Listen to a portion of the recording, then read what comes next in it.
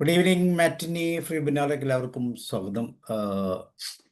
വളരെ കാലമായി നമ്മൾ ബുക്ക് റിവ്യൂകൾ കണ്ടിന്യൂസ് ആയിട്ട് ചെയ്തിട്ട് ഇത് നമ്മൾ 70ാമത്തെ ബുക്ക് റിവ്യൂ ആണ് ചെയ്യുന്നത്. ബുക്ക് റിവ്യൂ എന്ന് പറയുമ്പോൾ തന്നെ മനോഹരമായ ബുക്കുകൾ, നമ്മുടെ ജീവിതത്തെ കൂടുതൽ സ്പർശിക്കുന്ന തരത്തിലുള്ള ബുക്കുകൾ, അത് നമ്മുടെ ജീവിതത്തിലേക്ക് ചേർത്ത് വെച്ചുകൊണ്ട് ജീവിക്കാനുള്ളൊരു വലിയ അനുഭവമാണ്. അപ്പോൾ ഒരു പക്ഷേ ബുക്ക് വായിക്കുന്നതിനേക്കാളും കൃത്യമായിട്ട് ബുക്കിലുള്ള കണ്ടൻറ്റ് സമ്മറി കൃത്യമായിട്ട് കിട്ടി അതിനുശേഷം വായിക്കാൻ, ബുക്ക് വാങ്ങാനും വായിക്കാനും ഒക്കെ വലിയൊരു സാഹചര്യമാണ് ബുക്ക് റിവ്യൂയിലൂടെ തുറന്നു കിട്ടുന്നത്. ഇവിടെ ഇന്ന് the magic of thinking big, വാക്കുകൾ തന്നെ അതിൻ്റെ അർത്ഥം കൃത്യമായിട്ട് പറയുന്നുണ്ട്. വലിയ കാര്യങ്ങളിലൂടെ വലിയ കാര്യങ്ങളെ ചിന്തിച്ചുകൊണ്ട് മുന്നോട്ട് പോകാം. നിങ്ങൾ ചിന്തിക്കുന്നതിനേക്കാൾ വലുതായിരിക്കാൻ നിങ്ങൾക്ക് കഴിയും എന്നുള്ളതാണ് എൻ്റെ പോയിന്റ്. നമുക്ക് ചിന്തയെക്കാളും വലിപ്പത്തിൽ നമുക്ക് മുന്നോട്ട് ജീവിതത്തെ നയിക്കാൻ സാധിക്കും. അപ്പം അങ്ങനെയാണ് ചിന്തിക്കേണ്ടത്. ചിന്തിക്കുമ്പോൾ എപ്പോഴും വലിയ കാര്യങ്ങൾ ചിന്തിക്കുക. നമ്മുടെ ചിന്തകൾ നിങ്ങളുടെ യാഥാർത്ഥ്യ ജീവിതത്തെ നിർണ്ണയിക്കുന്നു എന്നുള്ള ആ വലിയൊരു സാരാംശത്തിലൂടെയാണ് ഈ ബുക്ക് കടന്നു പോകുന്നത്. സോ നിങ്ങളെല്ലാവരെയും സ്വാഗതം ചെയ്യുന്നു മനോഹരമായ ബുക്കിൻ്റെ ഇന്നർ സൈഡിലേക്ക് പോകാൻ. ഇന്ന് നമുക്ക് വേണ്ടി ബുക്ക് റിവ്യൂ ചെയ്യുന്നത് വൈജു സാറാണ്. വൈജു ഭാസ്കരൻ ട്രെയിനറാണ്, ഒരു ലൈഫ് കോച്ചാണ്, ഒരു അക്കൗണ്ടിങ് സ്പെഷ്യലിസ്റ്റാണ്, അനേകം ക്ലാസ്സുകൾ ചെയ്യുന്നു. ഇതിനേക്കാളൊക്കെ ഉപരി ബുക്കുകളെ സ്നേഹിക്കുന്ന, ബുക്കുകളെ കൃത്യമായിട്ട് മനസ്സിലാക്കിയത് പറഞ്ഞു തരുന്ന ഒരു കഥാകാരനും കൂടിയാണ്.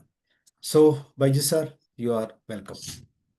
താങ്ക് യു സാബു സാർ, ഒരുപാട് നന്ദി. ഇങ്ങനൊരു സെഷൻ എടുക്കാൻ ക്ഷണിച്ചതിൽ ഒരുപാട് നന്ദി. Thank you. പിന്നീട് ഒരുപാട് ഗുരുതുല്യരായ വ്യക്തിത്വങ്ങളെ കാണുന്നു. രാജു സാറിന്റെ, പിന്നെ അങ്ങനെ ഉലവന്നാൻ സാറ്, കാരണം ഒരുപാട് ഗുരുതുല്യരായ വ്യക്തിത്വങ്ങളുടെ മുമ്പിൽ ഇങ്ങനൊരു sessions, Mohan sir, Mohandas sir, തീർച്ചയായിട്ടും പിന്നെ ഈ ഒരു ബുക്കിനെ പറ്റി പറയുമ്പോൾ, അതായത് മാജിക് ഓഫ് തിങ്കിങ് ബിഗ് എന്ന് പറയുന്ന ഇത് വായിച്ച ആരൊക്കെ ഉണ്ടെങ്കിൽ ഒന്ന് ചാറ്റോ അല്ലെങ്കിൽ അൺമ്യൂട്ട് ചെയ്തോ പറയുകയാണെങ്കിൽ നന്നായിരുന്നു. ഈ ഒരു പുസ്തകം വായിച്ച ആരെങ്കിലും ഉണ്ടെങ്കിൽ. ആരുമില്ല വായിച്ചത്? സാർ വായിച്ചിരുന്നില്ലേ? മോഹൻദാസ് സാറ് വായിച്ചിട്ടുണ്ടായിരുന്നോ? ഉലന്നാൻ സാർ എന്തെങ്കിലും ഒന്ന് കമന്റ് ചെയ്താൽ നന്നായിരുന്നു. എന്നോട് പിന്നെ അധികം ആൾക്കാരും ചോദിക്കുമ്പോൾ ഏത് പുസ്തകമാണ് നമ്മൾ സ്റ്റാർട്ട് ചെയ്യുമ്പോൾ വായിക്കേണ്ടതെന്ന് ചോദിക്കുമ്പോൾ ഞാൻ അധികം പറയാറ്, ഒന്ന് ആറ്റിറ്റ്യൂഡ് ഈസ് എവരിത്തിങ് എന്നുള്ളൊരു പുസ്തകം, രണ്ടാമത് നമ്മൾ വായിക്കേണ്ട ഒരു പുസ്തകമാണ് മാജിക് ഓഫ് തിങ്കിങ് ബിഗ് എന്നുള്ളത്. വലുതായി ചിന്തിക്കാൻ നമ്മളെ പഠിപ്പിക്കുന്ന ഒരു പുസ്തകമാണിത്. അത് കൂടാതെ ഇതിലൊരു റീസെന്റ് ആയിട്ടുള്ള, ഇന്ന് രാവിലെ ഞാനൊരു സെഷനിലേക്ക് രാജ് സാർ ഉണ്ടായിരുന്നു, ഞാൻ പറഞ്ഞിട്ടുണ്ടായിരുന്നു പിന്നെ ഇംഗ്ലീഷിൽ എടുക്കുമ്പോൾ, അതായത് എൻ്റെ ഒരു സുഹൃത്ത് കാസർഗോഡ് ഒരു ചെറിയ വിധത്തിൽ ഒരു സ്പോക്കൺ ഇംഗ്ലീഷ് അക്കാഡമി ഒക്കെ ചെയ്തുകൊണ്ട് പോവായിരുന്നു. അപ്പൊ ഞാൻ പുള്ളിയായിട്ട് ഒരു 1-2 വർഷം പോസിറ്റീവ് കമ്മ്യൂൺ വഴിയാണ് ഒരു കോണ്ടാക്ട്സ് ഉണ്ടായത്. അപ്പൊ ഞാൻ സംസാരിച്ചുകൊണ്ടിരിക്കുമ്പോൾ ഈ ഒരു പുസ്തകത്തെ പറ്റി പറഞ്ഞു. ഞാൻ അതിനുശേഷമുള്ളൊരു ഇതെന്താന്ന് കരുതിയാൽ, പുള്ളി അന്ന് കഴിഞ്ഞ വർഷം സംസാരിക്കുമ്പോൾ പുള്ളി ആ ഒരു ഡെസ്പാണ്, ഇനി ഇത് എത്ര കാലം പോകും എന്നുള്ളതിൽ ഇതന്നെ ഇങ്ങനെ മുന്നോട്ട് പോകാം. പിന്നെ അവർ കാഞ്ഞങ്ങാട് ഒരു ഇത് തുടങ്ങിയത് ക്ലോസ് ചെയ്തു, പിന്നെ അധികം ഡെവലപ്മെന്റ് ഇല്ല എന്നുള്ളൊരു കൺസെപ്റ്റ് പോവാണ്.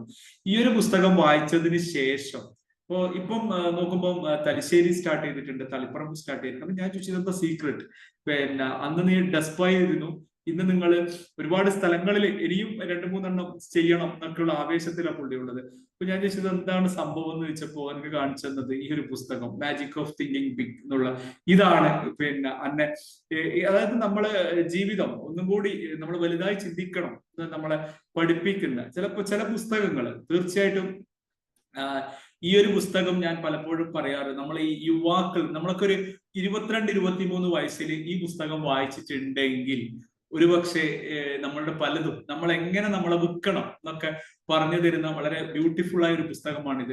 ഇതാ ഒരു 23-24 ആ ഏജ് നമ്മളൊരു ജോലി സെർച്ച് ചെയ്യുന്ന സമയത്തൊക്കെയാണ് നമ്മൾ പിന്നെ നമുക്ക് പലപ്പോഴും ശമ്പളം ചോദിക്കാനൊക്കെ ഭയങ്കര പേടിയാണ്. കാരണം ഇനിയിപ്പോ ഞാൻ കൂട്ടി ശമ്പളം ചോദിച്ചാൽ ഇയാള് നമ്മളെ ജോലി എടുക്കൂലേ, പിന്നെ വേറെ ആൾക്ക് ഇത് കൊടുക്കുവോ എന്നുള്ള ഇതുകൊണ്ട് പിന്നെ നമുക്ക് പലപ്പോഴും ഭയമാണ്. പക്ഷെ അങ്ങനെയുള്ള പലതിനെയും നമ്മളോട് പറയുന്ന ഒരു പുസ്തകമാണ്. എങ്ങനെ നമ്മളെ മാർക്കറ്റ് ചെയ്യണം, എങ്ങനെ നമ്മൾ വിൽക്കാൻ പഠിക്കണം എന്നൊക്കെ, നമ്മൾ എങ്ങനെ വിൽക്കണം നമ്മളെ കറക്റ്റ് ആയിട്ട് എന്നൊക്കെ പറഞ്ഞു തരുന്ന ഒരു പുസ്തകമാണിത്. ഇപ്പൊ കംപ്ലീറ്റ് ഒന്നും നമുക്ക് ഇതിൽ കുറച്ച് എസൻസ് ആയിട്ടുള്ള ചില ഭാഗങ്ങളിലേക്ക് പോകണം. തീർച്ചയായിട്ടും ഞാൻ പുസ്തകം വാങ്ങുമ്പോൾ ഇതിന്റെ ഇംഗ്ലീഷും വാങ്ങാറുണ്ട്, മലയാളം വാങ്ങാറുണ്ട് എന്നുള്ളതാണ്. ആദ്യ കാലഘട്ടങ്ങളിലൊക്കെ മലയാളം ഇതിന്റെ പക്ഷെ പലപ്പോഴും ഈ മലയാളം മാത്രം വായിക്കുമ്പോൾ ഒരു പ്രശ്നം എന്ന് വെച്ചാൽ ഒറിജിനൽ അത് എഴുതിയത് ഇംഗ്ലീഷിലാണെങ്കിൽ ചിലപ്പോൾ അത് കംപ്ലീറ്റ്, ഇപ്പം മലയാളത്തിൽ തന്നെ ഞാൻ ഈ പുസ്തകം നോക്കുമ്പോൾ തന്നെ ഇതിൽ ഇംഗ്ലീഷിൽ believe you can succeed and you will എന്നാണ് ഫസ്റ്റ് ചാപ്റ്റർ എങ്കിൽ മലയാളത്തിൽ അത് പറഞ്ഞിട്ടുള്ളത് വലുതായി ചിന്തിക്കുന്നതിന്റെ മാന്ത്രികത എന്നൊക്കെ പറഞ്ഞിട്ടാണ് ആ പുസ്തകം കൊടുത്തിട്ടുള്ളത്. അപ്പൊ അങ്ങനെ ചെറിയ ഡിഫറൻസുകൾ ഈ അതിലൊക്കെ ഉണ്ടാകാറുണ്ട്. അപ്പൊ അതുകൊണ്ട് തന്നെ ഇംഗ്ലീഷും അതിന്റെ ഒറിജിനൽ ലാംഗ്വേജ് ഏതിലാണോ എഴുതിയത് അതും വായിക്കാൻ നമുക്കൊരു ഡീറ്റെയിലിന് വേണമെങ്കിൽ അതിന്റെ കണ്ടന്റ്സ് ഒന്നും കൂടി ഡെവലപ്പ് ചെയ്യണമെങ്കിൽ മലയാളം കൂടി വായിച്ചാൽ ഒന്നും കൂടി നന്നായിരിക്കും എന്നാണ് തോന്നുന്നത്. ഇതിൽ ആദ്യം തന്നെ നമ്മളോട് പറയുന്നത് believe you can succeed and you will എന്നുള്ളതാണ്. അതായത് നമ്മൾ ആദ്യം വിശ്വസിക്കേണ്ടത് നമ്മളെ തന്നെ. നമ്മള് പിന്നെ ഏത് ഇതില് ഇതായാലും ഇതിൽ ഒരു 2-3 എക്സാമ്പിൾസും കാര്യങ്ങളൊക്കെ പുള്ളി വളരെ ബ്യൂട്ടിഫുൾ ആയിട്ട് എക്സ്പ്ലെയിൻ ചെയ്യുന്നുണ്ട്. നമുക്ക് ജീവിതത്തിൽ നമുക്ക് ഡെവലപ്മെന്റ് വേണമെങ്കിൽ നമ്മൾ ആദ്യം നമ്മൾ വിശ്വസിക്കേണ്ടത് നമ്മളെ തന്നെയാണ്. അപ്പൊ അതില്ലെങ്കിൽ നമുക്ക് നമ്മളെ വിശ്വാസം ഇല്ലെങ്കിൽ ഒരിക്കലും നമുക്ക് എന്ത് ചെയ്യാൻ വേണ്ടി പറ്റൂല, നമുക്ക് ഒന്നിനെ വിശ്വസിച്ചിട്ടും കാര്യമില്ല അല്ലെ. നമ്മൾ ആദ്യം ഒരു മിനിറ്റ് സാർ.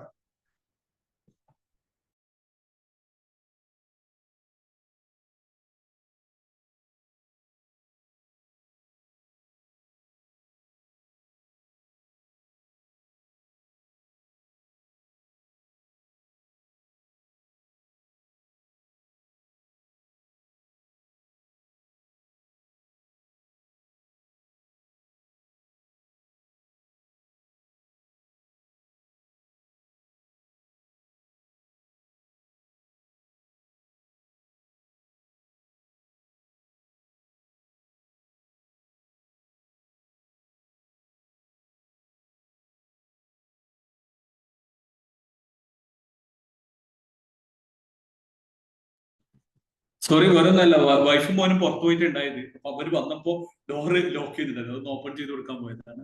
അപ്പോ പിന്നെ ആദ്യം വിശ്വസിക്കേണ്ടത് പിന്നെ നമ്മളെ തന്നെയാണെന്നാണ് ഈ പുസ്തകം നമ്മളോട് പറയുന്നത്. പലപ്പോഴും നമ്മൾ എന്ത് ചെയ്യുന്നില്ല, നമ്മളെ വിശ്വസിക്കാണ്ട് പലതിനെയും വിശ്വസിക്കും.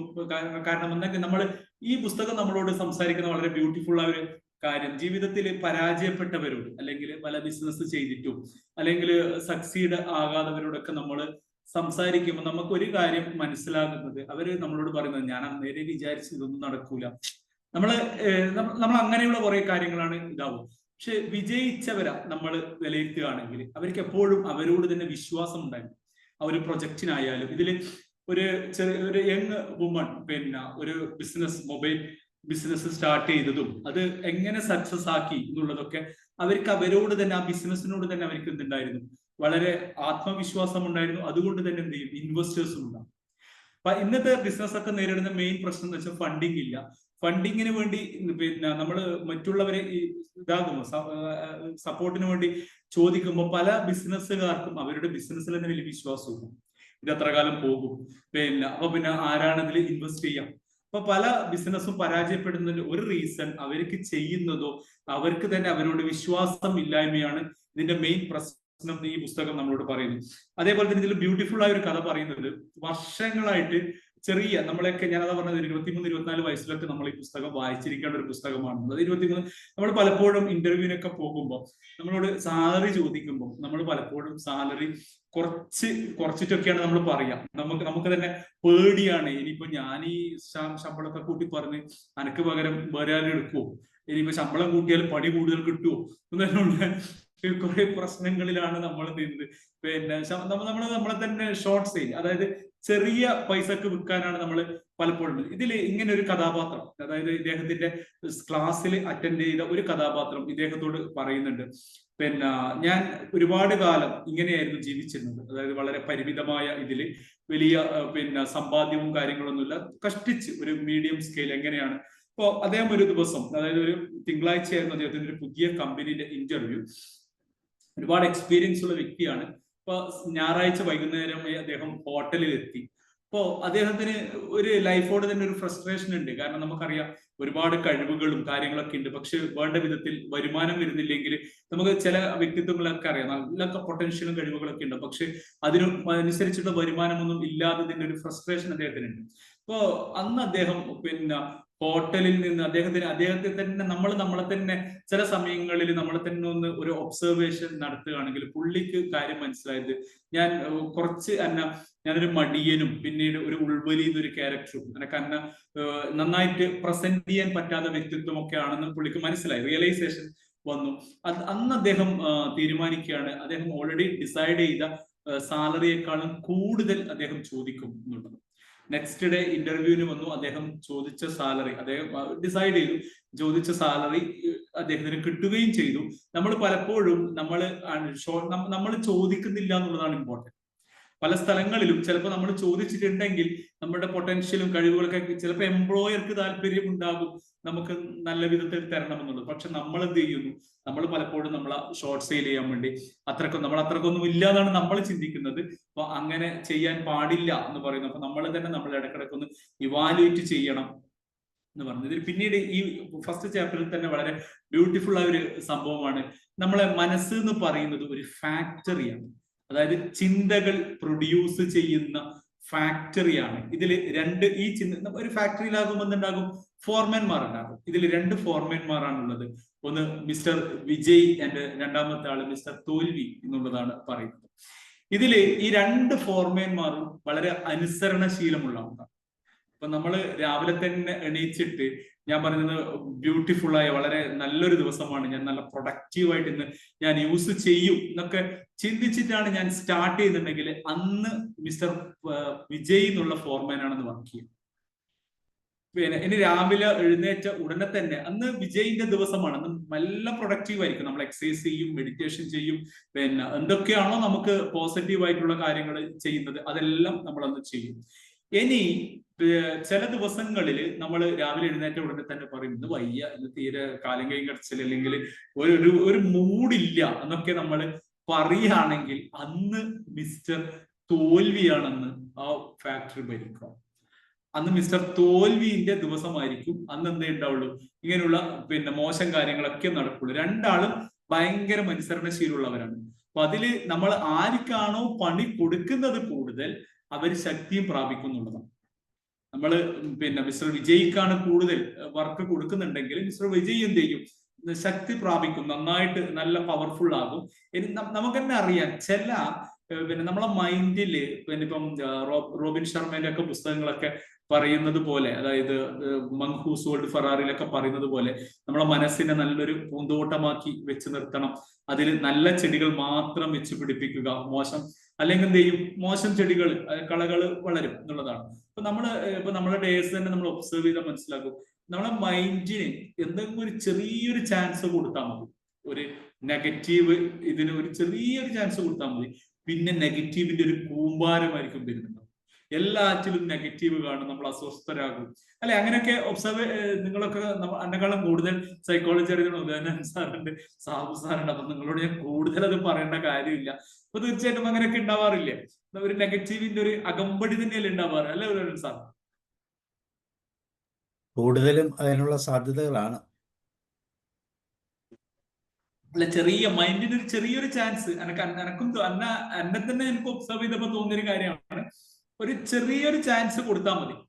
ഇപ്പൊ നമുക്കൊരു കാര്യം അറിയാം അത് തെറ്റാണ് എന്നുള്ളത്, ഓക്കെ, അത് റിയാലിറ്റി ആയിട്ട് തെറ്റാണ്. ഇപ്പൊ ചിലപ്പോൾ നമ്മളൊരു വിശ്വാസത്തിന്റെ മേലെയൊക്കെയാണ് നമ്മളെ മൈൻഡ് അതിന്റെ പിന്നാലെ പോകുന്നുണ്ടെങ്കിൽ അത് തെറ്റാണെന്ന് അറിയാം ഒറിജിനലി. പക്ഷെ അതിനെ നമ്മൾ എവിടെയെങ്കിലും നമ്മളത് അക്സെപ്റ്റ് ചെയ്താൽ പിന്നീട് ഇങ്ങനെയുള്ള കുറെ ചിന്തകളുടെ അകമ്പടിയായിരിക്കും നമ്മുടെ മൈൻഡിൽ. അന്ന് മിസ്റ്റർ തോൽവിയാണ് അന്നത്തെ ദിവസം ഏറ്റെടുത്തത് എന്ന് വേണമെങ്കിൽ പറയാം. പുള്ളിയാണ്, ആ ഫോർമാനാണ് കൂടുതൽ ആക്റ്റീവ് ആയിരിക്കുന്നത്, അല്ലെ?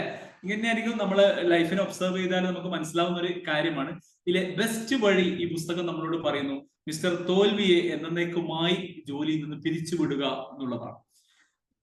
കാരണം മിസ്റ്റർ തോൽവിക്ക് അധികം ശമ്പളവും ഒന്നും കൊടുക്കാതെ പുള്ളിനെ എന്ത് ചെയ്യണം, നിങ്ങൾ പിരിച്ചുവിടുക, ജോലി തന്നെ പിരിച്ചുവിടുക. കാരണം പുള്ളിനെ കൊണ്ടുള്ള ശല്യം ഇല്ലാതിരിക്കാൻ വേണ്ടി മാക്സിമം ട്രൈ ചെയ്യാന്നുള്ളത്. അതിന് വേണമെങ്കിൽ നമുക്ക് മെഡിറ്റേഷൻസും അഫർമേഷൻസും കുറെയൊക്കെ രാവിലെ എഴുന്നേറ്റ് അങ്ങനെയുള്ള കാര്യങ്ങളൊക്കെ ചെയ്യുമ്പോൾ നമുക്ക് നമ്മളെ ചിന്തകളെ നന്നാക്കാൻ പറ്റും. നമ്മൾ നല്ല ചിന്തകളെയാണ് നമ്മൾ രാവിലെ തന്നെ കൊടുക്കുന്നുണ്ടെങ്കിൽ അന്നത്തെ ദിവസം മിസ്റ്റർ വിജയിന്റെ ദിവസമാണ്. ഇപ്പൊ ഡെയിലി നമ്മൾ അങ്ങനെ ചെയ്യുകയാണെങ്കിൽ വിജയ് ശക്തി പ്രാപിക്കും, മിസ്റ്റർ തോൽവി പരാജയപ്പെടും. ഒരു ദിവസം മിസ്റ്റർ തോൽവി എന്ത് ചെയ്യും, പിന്നെ ജോലിയിൽ നിന്ന് തന്നെ ചിലപ്പോൾ പോയി എന്ന് വരും. അപ്പൊ തീർച്ചയായിട്ടും നമ്മൾ അങ്ങനെയുള്ള കാര്യങ്ങൾ മിസ്റ്റർ വിജയിനെ പ്രൊമോട്ട് ചെയ്യാനുള്ള കാര്യങ്ങൾ ചെയ്യാൻ വേണ്ടി പറയുന്നു. ഈ പുസ്തകം നമ്മളോട് പറയുന്നത്, ഇത് ശരിക്കും പറഞ്ഞാല് ഇതൊരു വർക്ക് ബുക്ക്, നമുക്കൊരു പിന്നെ പുള്ളിന്റെ ഇപ്പൊ തിങ്ക് ആൻഡ് ഗ്രോ റിച്ച് ആയാലും 7 ഹാബിറ്റ്സ് ആയാലും അതേപോലെ തന്നെ നിൽക്കുന്ന ഒരു പുസ്തകമാണ് മാജിക് ഓഫ് തിങ്കിങ് ബിഗ് എന്നുള്ള ഒരു പുസ്തകം. ഇതിൽ അദ്ദേഹം പറയുന്നത് ബാക്കിയുള്ള ചാപ്റ്ററുകൾ നിങ്ങൾ വായിക്കുമ്പോൾ നിങ്ങൾ ചെയ്യേണ്ട ഒരു കാര്യം, നിങ്ങളുടെ സൊസൈറ്റിയിൽ നിങ്ങളുടെ അടുത്തുള്ള 2 ആളെ നിങ്ങൾ ഒബ്സർവ് ചെയ്യുക. ഒരാള് ജീവിതത്തിൽ വിജയിച്ച ആളും ഒരാള് ജീവിതത്തിൽ പരാജയപ്പെട്ട ആള്, ഇങ്ങനെ 2 ആളെ എന്ത് ചെയ്യാം, നമ്മളൊന്ന് ഒബ്സർവ് ചെയ്യാൻ വേണ്ടി ശ്രമിക്കാം. ഇതിന്റെ ഈ വിജയിച്ച ആളോട് നമുക്ക് സംസാരിക്കുമ്പോൾ, ഈ വിജയിച്ച ആളോട് നമ്മൾ സംസാരിക്കുമ്പോൾ അയാളില് എന്ത് കാര്യമാണ് നമുക്ക് കിട്ടുന്നത്, അയാളുടെ പിന്നെ മൈൻഡില് അല്ലെങ്കിൽ അയാളുടെ ബ്രെയിനിലെ ഫോർമാൻ മിസ്റ്റർ വിജയ് ആയിരിക്കും. അപ്പൊ അയാളെല്ലാം പോസിറ്റീവായിട്ടായിരിക്കും കാര്യങ്ങൾ പറയുന്നുണ്ടാവും. ഇനി പരാജയപ്പെട്ട നല്ല കഴിവുകളും കപ്പാസിറ്റിയും ഉള്ള ആൾക്കാരായിരിക്കും, അവരോടും ഒന്ന് സംസാരിച്ച് നോക്കുക. അപ്പൊ അവരുടെ കൺട്രോൾ ചെയ്യുന്നത് മിസ്റ്റർ തോൽവി എന്നുള്ള ഫോർമാൻ ആയിരിക്കും. അപ്പൊ ഇവരെ 2 ആളെയും ഇപ്പൊ ഈ പുസ്തകം വായിക്കുമ്പോൾ അദ്ദേഹം പറയുന്നു, നിങ്ങളുടെ അടുത്ത് പരിചയമുള്ള 2 ആളെ നിങ്ങൾ ഇതൊരു പരീക്ഷണ വസ്തുവായിട്ട് എടുക്കും, ഒബ്സർവേഷൻ അതെടുക്കുക. ഈ പുസ്തകത്തിൽ പറയുന്ന ഓരോ കാര്യങ്ങളും അവരുമായിട്ടൊന്ന് ഒബ്സർവ് ചെയ്ത് നോക്കുക. അത് സൈലന്റ് ആയിട്ട്, അതായത് അവരോട് പോയി ഇതാക്കണം എന്നല്ല പറയുന്നത്, നമ്മൾ ഒരു പരീക്ഷണ വസ്തുവാക്കി അവരെ എടുക്കുക. എന്നിട്ട് ഈ പുസ്തകത്തിൽ പറയുന്ന ഓരോ പോയിന്റ്സും, എങ്ങനെയാണ് ഒരു വിജയിച്ച വ്യക്തി എങ്ങനെയാണ് സംസാരിക്കുന്നത്, ഒരു പരാജയപ്പെട്ട വ്യക്തി എങ്ങനെയാണ് സംസാരിക്കുന്നത് എന്ന് നോക്കാൻ വേണ്ടി അദ്ദേഹം പറയുന്നു. ഈ 1ാമത്തെ ചാപ്റ്ററിൽ അദ്ദേഹം ഈ ഒരു അഡ്വൈസും കൂടി തന്നാണ് ആ ചാപ്റ്റർ കൺക്ലൂഡ് ചെയ്യുന്നത്. അതായത് ഈ ഒരു പുസ്തകത്തിന്റെ ബാക്കിയുള്ള ചാപ്റ്ററുകൾ വായിക്കുമ്പോൾ ഒരു പരീക്ഷണശാലയാക്കി നിങ്ങൾ മാറുക എന്നുള്ളതാണ് പറയുന്നത്.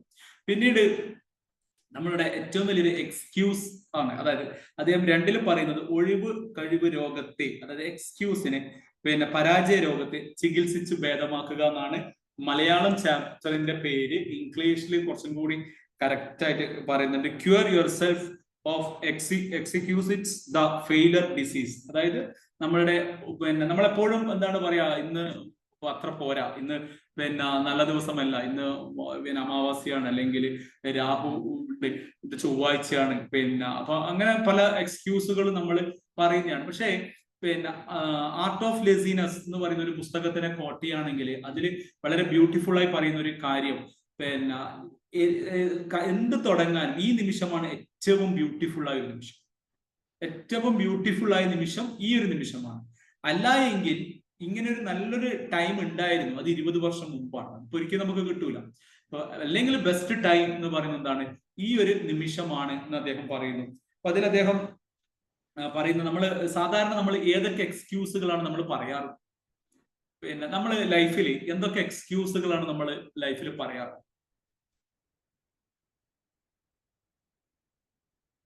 അല്ലെ, നാളെ ആകാം, അല്ല, അതിൽ എന്തൊക്കെ പറയും? ഇപ്പൊ ഞാൻ ഒരു ലൈഫിൽ പരാജയപ്പെടുകയാണെങ്കിൽ ഞാൻ എന്തൊക്കെ പറയും? എനിക്ക് പേടിയാണ്, എനിക്ക് ഭയമാണ്, എനിക്ക് പറ്റില്ല, കുറെ അങ്ങനെയുള്ള കുറെ കാര്യങ്ങൾ. നമ്മൾ ആരോഗ്യം പോരാ, നമ്മൾ ആരോഗ്യം അങ്ങനെയൊക്കെ ആയിരുന്നു, നമ്മളെ ബുദ്ധി, അവരത്ര കോമ്പറ്റ് ചെയ്യാൻ വേണ്ടിയുള്ള ബുദ്ധിയൊന്നുമില്ല, നമ്മൾ അത്രക്ക് ഇതല്ല. ഇനി 3ാമത് നമ്മളെ ഏരിയ, നമ്മളെ സ്ഥലം, അതൊക്കെ പറയും. നമ്മൾ ഇന്ന കുടുംബത്തിൽ നമുക്ക് പ്രായമായി, ഇനി വയസ്സാം കാലത്ത് എന്ത് ചെയ്യാൻ എന്നുള്ള അങ്ങനെയുള്ള ഒരുപാട് എക്സ്ക്യൂസുകളാണ് നമ്മൾ പറയാറ്. ഈ പുസ്തകം ഒരുപാട് ഇതിലിപ്പം അമേരിക്കയിലുള്ള ഒരു ഇതായത് കൊണ്ട് അവർ പലപ്പോഴും പറയുന്നത്, അമേരിക്ക ബേസ്ഡ് ആയിട്ടുള്ള നമ്മളെ സൊസൈറ്റിനെ തന്നെ നോക്കുവാണെങ്കിൽ ഇപ്പൊ ഇവിടെ തന്നെ ഒരുപാട് അത്ഭുതങ്ങൾ ചെയ്ത വ്യക്തിത്വങ്ങളുണ്ട് അല്ലെ. ഇപ്പൊ KR നാരായണൻ, കേരളത്തിൽ എവിടെയാ ജനിച്ചത് എന്നൊക്കെ നമുക്കറിയാം, അദ്ദേഹം എവിടെയാണ് എത്തിപ്പെട്ടതെന്ന് അറിയാം. അതേപോലെ തന്നെ APJ അബ്ദുൽ കലാം, അവർക്കൊക്കെ ഒരുപാട് എക്സ്ക്യൂസുകൾ പറയാനുണ്ടായിരുന്നു. ഇപ്പൊ KR നാരായണന് പറയാമായിരുന്നു, ഞാൻ ഇന്ന ഇതിലാണ്, എനിക്ക് ആവൂല അത്രയും. പക്ഷെ അദ്ദേഹത്തിന്റെ എക്സ്ക്യൂസുകളെയല്ല അദ്ദേഹം നോക്കിയത്, അദ്ദേഹത്തിന് എന്ത് ചെയ്യാൻ പറ്റും എന്നുള്ളതാണ്. അതായത് ഇത് പറയുമ്പോൾ തന്നെ ഏറ്റവും സ്വാധീനിച്ച പുസ്തകം the science of getting rich എന്നുള്ളൊരു പുസ്തകത്തില് പറയുന്ന വളരെ മനോഹരമായ ഒരു കോട്ട്. അത് ചിലപ്പോൾ നമ്മൾ ചില കാര്യങ്ങളൊക്കെ ചെയ്യുമ്പോൾ അതായത് നിങ്ങൾക്ക് വേണ്ടി സ്വയം പരമാവധി പ്രയോജനപ്പെടുത്തുന്നതിനേക്കാൾ മഹത്തായ സേവനമൊന്നും നിങ്ങൾക്ക് ദൈവത്തിനും മറ്റുള്ളവർക്കും നൽകാൻ കഴിയില്ല എന്നുള്ളതാണ്. അതായത്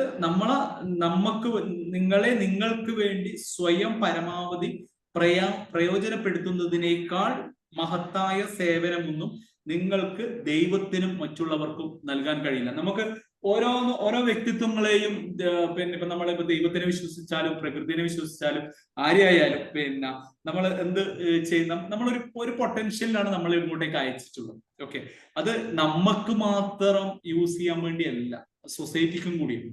അപ്പൊ നമ്മളുടെ കഴിവുകൾ നമ്മൾ ഓരോ എക്സ്ക്യൂസും എടുക്കുമ്പോൾ നമ്മൾ സൊസൈറ്റിക്ക് കൊടുക്കേണ്ട ഒരു സേവനത്തിൽ നിന്നാണ് നമ്മൾ പോകുന്നത്. പലപ്പോഴും ഈ ഡിപ്രഷൻസ് ഒക്കെ ഉണ്ടാകുമ്പോൾ എനിക്കൊന്ന് ഉലനൻ സാറിനോടൊക്കെ ഇരിക്കുന്ന ശരിയാണോ എന്ന് പറയുന്നത് എനിക്ക് അറിയത്തില്ല, എങ്കിലും ഞാൻ കുറച്ച് ആൾക്കാരോട് സംസാരിച്ചപ്പോൾ ഞാൻ ചോദിച്ചു എന്തുകൊണ്ടാണ് ഇപ്പൊ നമ്മുടെ സമൂഹത്തിന്റെ ഏറ്റവും വലിയൊരു പ്രശ്നമാണ് ഡിപ്രഷൻ പോലുള്ള കാര്യങ്ങൾ. അപ്പൊ ഞാൻ ചോദിച്ചപ്പോൾ എന്നോട് പറഞ്ഞൊരു ആൻസർ എന്ന് പറയുന്നത് ഈ ഡിപ്രഷൻ ഉള്ള ആൾക്കാർ പലരും ഭയങ്കര സെൽഫിഷ് ആണെന്നാണ് പറഞ്ഞത്. പലപ്പോഴും അവര് സൊസൈറ്റിക്കോ ഒന്നും അവർക്ക് ഷെയറിങ്ങോ ഒന്നും ചെയ്യാനുള്ള ഒരു മെന്റാലിറ്റി ഉണ്ടാവില്ല. എല്ലാം അവരിലേക്ക് മാത്രം. അത് കൂടിയാണ് പിന്നീട് അത് ഡിപ്രഷനിലേക്കും കാര്യങ്ങളിലേക്കൊക്കെ എത്തുന്നത് എന്ന് പറയുന്നത്. എത്രത്തോളം സത്യമാണെന്ന് എനിക്കറിയത്തില്ല, ക്ലിയർ ആണോ എന്ന് ഞാൻ ചോദിച്ചപ്പോ ഞാൻ ഒന്ന് ഇടപെടുന്നു. കേൾക്കാം. അതായത് ഈ ഡിപ്രഷൻ ഹോൾഡേഴ്സിന്റെ കയ്യിലൊക്കെ ഒരു 2 കൈക്കോട്ടുകളാണുള്ളത്. ഇടത് കൈകൊണ്ടും വലത് കൈകൊണ്ടും കൈക്കോട്ടിന്റെ ജോലിയാണ് ഇവർ ചെയ്യുന്നത്. വെട്ടി സ്വന്തം കാലിന്റെ ഇടുക. അവർക്ക് ഒരിക്കലും ഹാപ്പിനെസ് വരില്ല. അടുവന്റെ ചോട്ടിലേക്ക് ഇട്ടുകൊടുക്കാൻ കൈക്കോട്ടിന് കഴിയും. കൈക്കോട്ട് എന്നുള്ള പങ്കുവെക്കാൻ മറന്നു പോകുന്ന ഒരു കൂട്ടം ആളുകളാണ് അതിന്റെ ഉത്തരം. ഷെയറിങ് അല്ലേ? അതെ, ഓക്കെ അത് തന്നെയാണ് എനിക്കും കിട്ടിയ ഏതാണ്ടുള്ള ഒരു ആൻസർ. അവർക്ക് പൊതുവെ ഒരു ഷെയറിങ്. അപ്പൊ എന്നോട് ഇങ്ങനെ ഒരാള് ഒരു ഡിപ്രഷൻ ഞാൻ കൊടുത്തത് നിങ്ങൾ കഴിയുന്നതും ഒരു അനാഥാലയത്തിലൊക്കെ പോയി എന്തെങ്കിലും ഒരു ഡൊണേഷൻ ഒക്കെ ചെയ്യും. അപ്പോ ഗ്രാജുവലി എന്താകും, നമുക്ക് മറ്റുള്ളവരെ നമ്മൾ ഹെൽപ്പ് ചെയ്യുന്നുണ്ട് എന്ന് കാണുമ്പോൾ സന്തോഷം. അതാണ് ആക്ച്വൽ ഹാപ്പിനെസ് എന്നൊക്കെ പറയുന്നത്. അത് നമ്മൾ സൊസൈറ്റിയിലേക്ക് കൊടുക്കാൻ തുടങ്ങുമ്പോൾ ആക്ച്വലി എനിക്ക് നമ്മുടെ ഡിപ്രഷനൊക്കെ നമുക്ക് മാറ്റം ഉണ്ടാകും എന്ന് കരുതുന്നു. അപ്പോൾ ഇതില് പറയുന്നത് എക്സ്ക്യൂസുകൾ പ്രധാനമായും ഈ 4 വിധത്തിലാണെന്ന് പറയുന്നു. ആരോഗ്യപരമായ എക്സ്ക്യൂസ്, ബുദ്ധിപരമായ എക്സ്ക്യൂസ്, അതേപോലെ തന്നെ പ്രായത്തിന്റെ എക്സ്ക്യൂസ്, പിന്നെ ഭാഗ്യം അല്ലെ. നമ്മൾ പലപ്പോഴും ഭാഗ്യത്തിനും പറയാറുണ്ട്. എനിക്ക് ഭാഗ്യമില്ലാത്ത ആൾക്ക് മറ്റുള്ളവരൊക്കെ നോക്കത്ര ഇപ്പം നമ്മളെ സാബു സാറിന് നോക്കത്ര ഭാഗ്യവാനാണ്. നമ്മൾ അങ്ങനെയൊന്നും ആകാതുകൊണ്ട് പുള്ളി കോട്ടയത്ത് നല്ല സിറ്റിയിലാണ് ജനിച്ചത്, നമ്മൾ കണ്ണൂര് വളരെ അങ്ങനെയൊക്കെ നമുക്ക് നമ്മളെ ഭാഗ്യത്തിനൊക്കെ പറ്റി നമുക്ക് എന്ത് പറയാം, എക്സ്ക്യൂസുകൾ എടുക്കാം എന്ന് അദ്ദേഹം പറയുന്നു. അപ്പൊ അതില് ഇദ്ദേഹം പറയുന്ന ഒരു കാര്യം എന്തെങ്കിലും പറയുന്നുണ്ടോ? ആരോഗ്യത്തിനെ പറ്റിയിട്ട് ആദ്യം നമ്മളുടെ ഏറ്റവും വലിയൊരു എക്സ്ക്യൂസ് എന്ന് പറയുന്നത് ആരോഗ്യം എന്നുള്ള ഒരു എക്സ്ക്യൂസ് തന്നെയാണ് അല്ലെ. ഞാൻ ഹെൽത്തി അല്ല, ആരോഗ്യമാണ് എല്ലാം. അപ്പൊ നമ്മൾ പലപ്പോഴും ഈ ആരോഗ്യത്തിനെ പറ്റി അദ്ദേഹം പറയുന്നത് നിങ്ങളുടെ ആരോഗ്യത്തെ പറ്റി സംസാരിക്കാൻ അധികം നമുക്ക് എന്തെങ്കിലും ഒരു ഇതിലൊരു 2 എക്സാമ്പിൾ പറയുന്നുണ്ട്. പ്രമേഹ രോഗികളായ 2 വ്യക്തികളെ അദ്ദേഹം പറയുന്നുണ്ട്.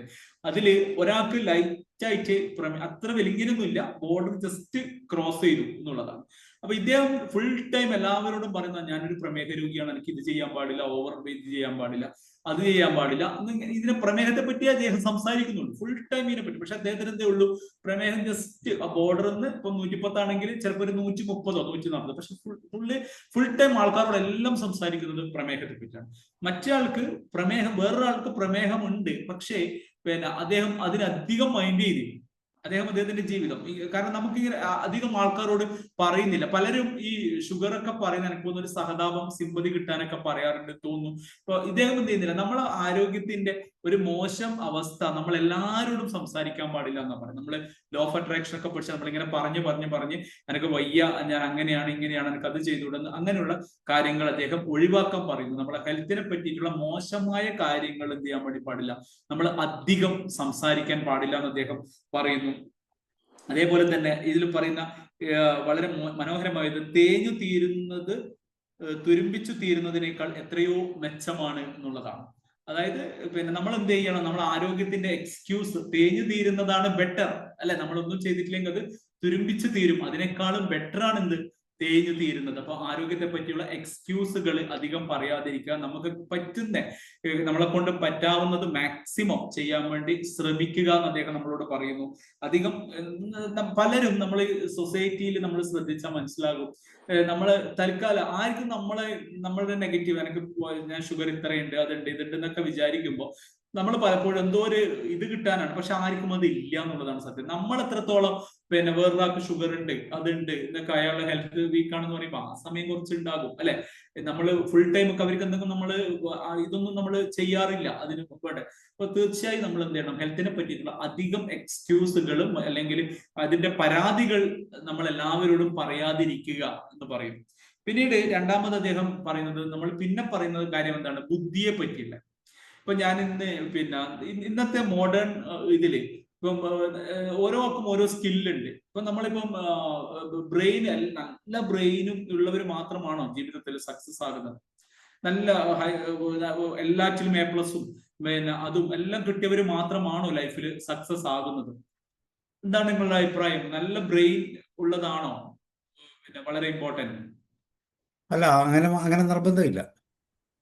അങ്ങനെ നിർബന്ധമില്ല എന്ന് മാത്രമല്ല, നല്ല ബ്രെയിനുള്ള എത്രയോ ആൾക്കാർ ജീവിതത്തിൽ എവിടെ എത്തിയിട്ടില്ല എന്നുള്ളത് നമുക്ക് മനസ്സിലായി. അപ്പം ഇപ്പൊ നമുക്കൊരു ശാസ്ത്രജ്ഞനാകണമെങ്കിൽ നമുക്ക് ഹൈ ഇതൊന്നും വേണ്ട, നമുക്ക് ആ ശാസ്ത്രജ്ഞനാകണം, അല്ലെങ്കിൽ ആ ശാസ്ത്രത്തോട് നമുക്കൊരു സ്നേഹം ഉണ്ടായിരുന്നു. അപ്പൊ അതിലൊരു ബെസ്റ്റ് എക്സാമ്പിൾ പറയുകയാണെങ്കിൽ, ഒരു ലിവിങ് എക്സാമ്പിൾ ആണെന്ന് വേണമെങ്കിൽ പറയാം. എൻ്റെ ഒരു സുഹൃത്തുണ്ട്, എൻ്റെ കൂടെ പഠിച്ചാണ്. നിങ്ങൾ കേട്ടിട്ടുണ്ട്, എറണാകുളം സൈഡിലൊക്കെ നാട്ടാനുട്രിക്കോ എന്ന് പറയുന്ന ഒരു ബ്രാൻഡ് ഉണ്ട്. അധികം അങ്ങോട്ട് ഇപ്പൊ എനിക്കൊന്നും ഏതാണ്ട് കേരളത്തിൽ മൊത്തം ഉണ്ട് എന്ന് തോന്നുന്നു ആ ബ്രാൻഡ്. എന്റെ ക്ലാസ്മേറ്റ് ആണ്, എന്റെ നാട്ടുകാരനും കൂടിയാണ്. ഇവൻ എന്റെ കൂടെ പഠിക്കുമ്പോൾ 8ാം ക്ലാസ് 9ാം ക്ലാസ് ഇവന് കെമിസ്ട്രി ബയോളജിയിലൊന്നും ഇന്നേ വരെ 10 മാർക്കിന്റെ മുകളിൽ ഞാൻ കണ്ടിട്ടില്ല. 3ഉം 4ഉം മാർക്കൊക്കെയാണ് ഇവൻ ഉണ്ടാവാറ്. ഞാൻ എന്നിട്ട് ഇവനോട് ചോദിച്ചു, വർഷങ്ങൾക്ക് നമ്മളൊക്കെ ആ സമയത്ത് ഇപ്പം അവിടെ ഹയസ്റ്റ് കെമിസ്ട്രിയിലും ബയോളജിയിലും ഫിസിക്സിലും ഒക്കെ 50-ൽ 45 മാർക്സ് വാങ്ങിയവന് പോലും ഇന്ന് ആ ഏരിയയിലൊന്നും ഇല്ല. അവനൊക്കെ ഏതോ സോഫ്റ്റ്വെയർ ഫീൽഡും അങ്ങനെയൊക്കെ ആയിട്ട് പോയിട്ടുണ്ട്. പക്ഷെ അവൻ ഇന്നൊരു നല്ലൊരു ബ്രാൻഡ് ഇതുമായിട്ട് ബന്ധപ്പെട്ട് ഞാൻ അവനോട് സംസാരിക്കുമ്പോൾ, ആദ്യം GST ഫയലിംഗ് ഒക്കെ ചെയ്യുമ്പോൾ അവൻ പറയാറുണ്ട്, ഞാൻ 8 കൊല്ലം ഞാനൊരു ബാക്ടീരിയനെ പോറ്റിയിട്ടുണ്ട്, അതിനെ ഒബ്സർവ് ചെയ്തിട്ടുണ്ട് രാത്രി. അപ്പൊ ഞാനൊക്കെ അത്ഭുതം, ഈ ഒരു സാധനം. കാരണം ഒരു ഇതും ഇല്ല, നമുക്ക് ഒരു ക്ലാസ്സിൽ ഇതും ഒരു ഇതുമല്ല. ഇന്ന് അവൻ വലിയൊരു ഫേമിന്റെ MD ആണ്. ചിലപ്പോ ഒക്കെ വിളിക്കുമ്പോൾ പറയും, അവിടെ ഞാൻ ഡൽഹിയിൽ നിന്ന് ഫ്ലൈറ്റിൽ വരുവാണ്, നാട്ടിലേക്ക് വരുവാണ്, നമുക്ക് സംസാരിക്കാം എന്നൊക്കെ. ഞാനൊരു ഓവർ ഇത് പറയുന്നില്ല. 10 മാർക്കിൽ കൂടുതൽ അവൻ ഏതെങ്കിലും ഒരു സബ്ജക്ട് കിട്ടിയോ എന്നുള്ളത് എനിക്ക് സംശയമാണ്. പക്ഷെ ഇന്ന് അവൻ ഒരുപാട് ഒബ്സർവേഷൻസും കാര്യങ്ങളൊക്കെ ചെയ്ത് അവൻ നല്ലൊരു ബ്രാൻഡ് ഡെവലപ്പ് ചെയ്തു. ആ ബ്രാൻഡിൽ കണ്ണൂരന്നെയുള്ള വലിയൊരു ബിസിനസ്സുകാർ ഇൻവെസ്റ്റ് ചെയ്തു. ഇപ്പൊ അവനെ സംബന്ധിച്ച് മന്ത്ലി സാലറി, മീറ്റിങ്ങും ഡിസ്കഷൻസും അവാർഡുകളും ഒക്കെയാണ് കിട്ടുന്നത്. അപ്പൊ ഒരിക്കലും ബുദ്ധി എന്നുള്ളത് നമ്മളുടെ ജീവിത വിജയത്തിന്റെ വലിയൊരു അളവുകോലല്ല എന്നാണ് എനിക്ക് തോന്നുന്നത്. നമ്മൾ പലപ്പോഴും നമ്മൾ ചെയ്യേണ്ടത് ആ ശരിയായ ചിന്തകളാണ് ആ ബുദ്ധിയെ പരിപോഷിപ്പിക്കാൻ വേണ്ടത്. ശരിക്ക് നല്ല ബ്രെയിൻ ഉണ്ടായിട്ടും കാര്യമില്ല, നമുക്ക് എന്ത് വേണം? ഇതിൽ പറയുന്നത് പോലെ ഇതിലൊരു നല്ലൊരു കോട്ട് അദ്ദേഹം പറയുന്നുണ്ട്, ബ്രെയിന് വേണം എന്നുള്ളത് ഇമ്പോർട്ടന്റ് തന്നെ, പക്ഷേ അതിന്റെ കൂടെ നല്ല ആ ബ്രെയിനെ നയിക്കാൻ വേണ്ട നല്ല ചിന്തകളും കൂടി ഉണ്ടാവണം എന്ന് പറഞ്ഞു. അല്ലെങ്കിൽ എന്തായിരിക്കും, നമ്മൾ സൊസൈറ്റിയിൽ തന്നെ നോക്കുമ്പോൾ ഒരുപാട് ഇപ്പം എൻ്റെ ഒരു അതേപോലെ തന്നെ വേറൊരു ഫ്രണ്ടിനെ എടുക്കുകയാണെങ്കിൽ 1ാം ക്ലാസ് തൊട്ട് പഠിച്ചതാണ്, ഫസ്റ്റ് ആണ് എല്ലാ ക്ലാസ്സിലും. പക്ഷെ ഇന്ന് എവിടെയും എത്തിയില്ല ലൈഫിൽ. എവിടേക്കോ ആയിട്ട് ജീവിക്കുന്നു, പക്ഷെങ്കിൽ അങ്ങനെ എത്തിയില്ല. പക്ഷെ ഒരിക്കലും അന്ന് നന്നായി മാർക്ക് വാങ്ങുന്നത് ഇത് വേറൊരു ഇതാണ്. നമുക്ക് എന്താണോ ആ ബുദ്ധിയെ നയിക്കാനുള്ള ചിന്തയാണ് ഇമ്പോർട്ടന്റ് എന്ന് ഈ പുസ്തകത്തിൽ പറയുന്നു. ഒരിക്കലും നമ്മൾ എന്ത് ചെയ്യാൻ പാടില്ല, എനിക്ക് ബുദ്ധിയില്ല, അതുകൊണ്ട് ഞാൻ ജീവിതത്തിൽ വിജയിക്കില്ല. ഞാൻ സാബു സാറോട് സ്റ്റാർട്ടിങ് പറഞ്ഞതുപോലെ ഇന്ന് നമ്മളൊരു ഗ്ലോബലി മാർക്കറ്റാണ്. അപ്പം കോവിഡ് തന്ന ഏറ്റവും വലിയൊരു സംഭവം എന്താണെന്ന് വെച്ചാൽ, നമുക്ക് എന്തിനേയും വിൽക്കാം നമ്മളെ സ്കില്ലിനെ. Globally market. ഇപ്പൊ നിങ്ങൾക്ക് നല്ലൊരു ബിരിയാണി ഉണ്ടാക്കാൻ അറിയെങ്കിൽ നമുക്ക് അതിന് ഭയങ്കര ഒരു എൻട്രൻസ് കോച്ചിങ്ങും അല്ലെങ്കിൽ ഒരു സൈലം പോലെ ആക്കിയാലേ നമ്മൾ ഡെവലപ്പ് ആവുന്നില്ല. നിങ്ങൾക്ക് ഒരു നല്ലൊരു ബിരിയാണി ഉണ്ടാക്കാൻ അറിയെങ്കിൽ, നല്ലൊരു കേക്ക് ഉണ്ടാക്കാൻ അറിയെങ്കിൽ നിങ്ങൾക്ക് എന്ത് ചെയ്യാൻ വേണ്ടി പറ്റും? അത് നിങ്ങൾക്ക് പഠിപ്പിക്കാം. അത് നിങ്ങൾക്ക് ഗ്ലോബലി നിങ്ങൾക്ക് പഠിപ്പിക്കാം. ഇപ്പൊ അതിന് ആൾക്കാരുണ്ടാകാം. അപ്പൊ അതുകൊണ്ട് ബ്രെയിൻ ഉണ്ടായാൽ അത് ഒരിക്കലും ഒരു എക്സ്ക്യൂസ് അല്ല ജീവിതത്തിൽ വിജയിക്കാതിരിക്കാൻ. അതായത് എനിക്ക് അത്രയും അവരെ കമ്പയർ ചെയ്യുമ്പോൾ എനിക്ക് അത്രയും ബ്രെയിൻ ഒന്നും ഉണ്ടായിരുന്നില്ല, അതുകൊണ്ടാണ് ഞാൻ ഇങ്ങനെയൊക്കെ ആയിപ്പോയത് എന്നുള്ള എക്സ്ക്യൂസുകൾ എടുക്കാൻ പാടില്ല എന്ന് അദ്ദേഹം പറയുന്നു. പിന്നെ ബ്രെയിൻ അല്ല എല്ലാറ്റിന്റെയും ഉള്ളത്. നിങ്ങളുടെ ബുദ്ധിശക്തിയെ നയിക്കുന്ന ചിന്തയാണ് നിങ്ങൾക്ക് എത്രമാത്രം ബുദ്ധിശക്തി ഉണ്ട് എന്നതിനേക്കാൾ വളരെയേറെ പ്രാധാന്യമുള്ളത് എന്ന് പറയുന്നു. അതായത് നിങ്ങളെ ബുദ്ധിശക്തിയെ നയിക്കുന്ന ചിന്തയാണ് നിങ്ങളെ ബുദ്ധിശക്തിയേക്കാൾ പ്രാധാന്യമുള്ളൊരു സാധനം എന്ന് പറയുന്നു. പിന്നെ അപ്പൊ ബ്രെയിനിനെ ബുദ്ധിന്റെ ഇതിൽ പറയുന്നത് ഐൻസ്റ്റീനോട്. പിന്നെ നമ്മൾ ഒരിക്കലും നോളജ് ഓവർഫ്ലോ, ഇപ്പം എൻ്റെ ഒരു ഏരിയ ഉണ്ട്, ഇപ്പം ആ ഏരിയയിൽ നമ്മൾ സ്പെഷ്യലൈസ് ചെയ്യാന്നല്ലാണ്ട് നമ്മൾ എല്ലാറ്റിലും പോയിട്ട് എന്ത് ചെയ്യാൻ വേണ്ടി പാടില്ല, സ്പെഷ്യലൈസേഷൻ നിൽക്കാൻ വേണ്ടി പാടില്ല. ഇപ്പൊ ചില ആൾക്കാരൊക്കെ നമ്മൾ ഒബ്സർവ് ചെയ്താൽ മനസ്സിലാക്കും ഒരുപാട് ക്വാളിഫിക്കേഷൻസും കാര്യങ്ങളും ഒക്കെ ഉണ്ടാകും, പക്ഷേ അവരോട് ഒരു സബ്ജക്റ്റിന്റെ ഡൗട്ട് ചോദിച്ചാൽ ചിലപ്പോൾ അവർക്ക് അറിയില്ല. അവരുടെ റിസ്യൂമിലും അതിലൊക്കെ അവർ ആ സബ്ജക്ട് പഠിച്ചിട്ടുണ്ടാകും. പിന്നെ നമ്മളിപ്പോ ഇതിലൊരു എക്സ്പേർട്ട് ഒപ്പീനിയൻ നമ്മൾ അവരോട് ചോദിക്കുകയാണെങ്കിൽ അതിൽ അവർക്ക് കിട്ടൂല എന്നുള്ളതാണ് സത്യം. അപ്പൊ നമ്മൾ എന്ത് ചെയ്യാൻ വേണ്ട, നമ്മൾ ലൈഫിൽ സക്സസ് ആകണമെങ്കിൽ എല്ലാറ്റിലും നമ്മൾ എന്ത് ചെയ്യാൻ പാടില്ല, മൊത്തം ഇത് നോക്കാൻ വേണ്ടി പാടില്ല. നമ്മളെ ഏരിയ ഏതാണോ അതിന് നമ്മൾ എന്ത് ചെയ്യണം, സ്പെഷ്യലൈസേഷനിലേക്ക് പോകണം. അപ്പൊ ഐൻസ്റ്റീനോട് ചോദിക്കുന്നുണ്ട്, ഇതിൽ പറയുന്നുണ്ട്, ഐൻസ്റ്റീനോട് ഒരിക്കൽ ഒരു മൈൽ എത്ര അടിയാണ് എന്ന് ചോദിച്ച ഒരു കഥയുണ്ട്. ഐൻസ്റ്റീന്റെ മറുപടി ഇങ്ങനെയായിരുന്നു, എനിക്കത് അറിയില്ല, കാരണം അത് സാധാരണ ഒരു റെഫറൻസ് ബുക്കിൽ നിന്ന് കിട്ടുന്ന ഒരു സാധനം ഞാൻ എന്തിനാണ് എന്റെ ബ്രെയിനിൽ ലോഡ് ചെയ്തിട്ട് അതിന് ഓവർഫ്ലോ, കാരണം അതിന്റെ ഇത് കളയുന്നതെന്ന് അദ്ദേഹം ചോദിക്കുന്നത്. അപ്പം ഇത് തന്നെ എനിക്ക് തോന്നുന്നു നമ്മളുടെ പിന്നെ കാർ ഫോർഡോട് ചോദിക്കുന്നുണ്ട്.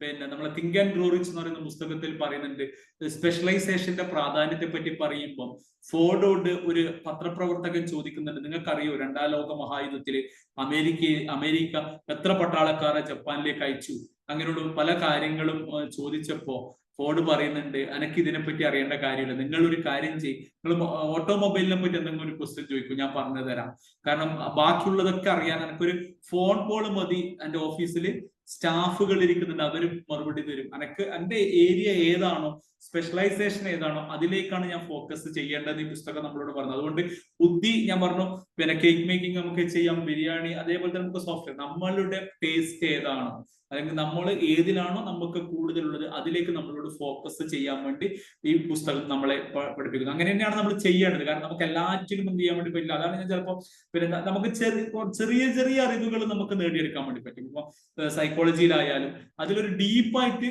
പോകുന്നതിന് പകരം ഒരു ചെറിയൊരു ഐഡിയ, കാരണം അതല്ലാണ്ട് അതിൽ ഡീപ്പായി പോയാൽ ഞാൻ എൻ്റെ സബ്ജക്ട് ഞാൻ എൻ്റെ കയ്യിൽ നിന്ന് കിട്ടും.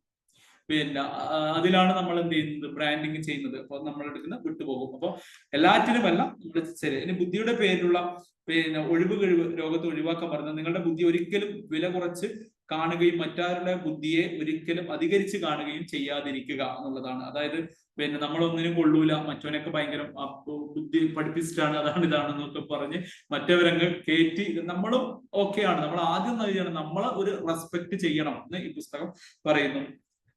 പിന്നെ ഇതിൽ നമ്മൾ പറയുന്നത് പ്രായത്തിന്റെ എക്സ്ക്യൂസ് ആണ്, അല്ലെ? ഞാൻ ഈ ഇതിൽ വളരെ ഏറ്റവും ബെസ്റ്റ് നമ്മളിപ്പോ യൂട്യൂബിലും അവിടെയൊക്കെ നോക്കുമ്പോൾ നമുക്ക് മനസ്സിലാകും, ഇത് നമുക്ക് ഈ ഒരു ടെക്നോളജി നമുക്ക് തന്ന ഒരു ഏറ്റവും വലിയ അനുഗ്രഹമാണ്. ലോകത്തിന്റെ ഡിഫറെന്റ് ഏരിയയിൽ അച്ചീവ് ചെയ്ത, ഇപ്പം എനിക്ക് തോന്നുന്നു ഞാൻ 60 വയസ്സിൽ എൻ്റെ CA പാസ്സായ ആൾക്കാരൊക്കെ കാണുമ്പോൾ പിന്നെ ഏജ് ഓൺലി നമ്പർ എന്നുള്ള അവസ്ഥയിലേക്ക് വരുന്നു. കാരണം എന്താണെന്ന് വെച്ചാൽ നമുക്ക് പ്രായമല്ല, നമുക്ക് പിന്നെ അതൊരു വെറും നമ്പറാണ്. നമുക്കൊരു ആഗ്രഹം ഉണ്ടായാൽ മാത്രം മതി എന്നുള്ളതാണ്. നമ്മൾ പലരെയും നമ്മൾ ഇടക്കിടക്കൊക്കെ ഫേസ്ബുക്കിലൊക്കെ 10ാം ക്ലാസ് പാസ്സായി 95 അല്ല അങ്ങനെയൊക്കെ നമ്മൾ കാണാറുണ്ട്. അപ്പൊ നമുക്ക് തോന്നാറുണ്ട് പിന്നെ അതൊരു നമ്മുടെ അന്ന് അവർക്ക് അത് പഠിക്കാൻ പറ്റിയില്ല.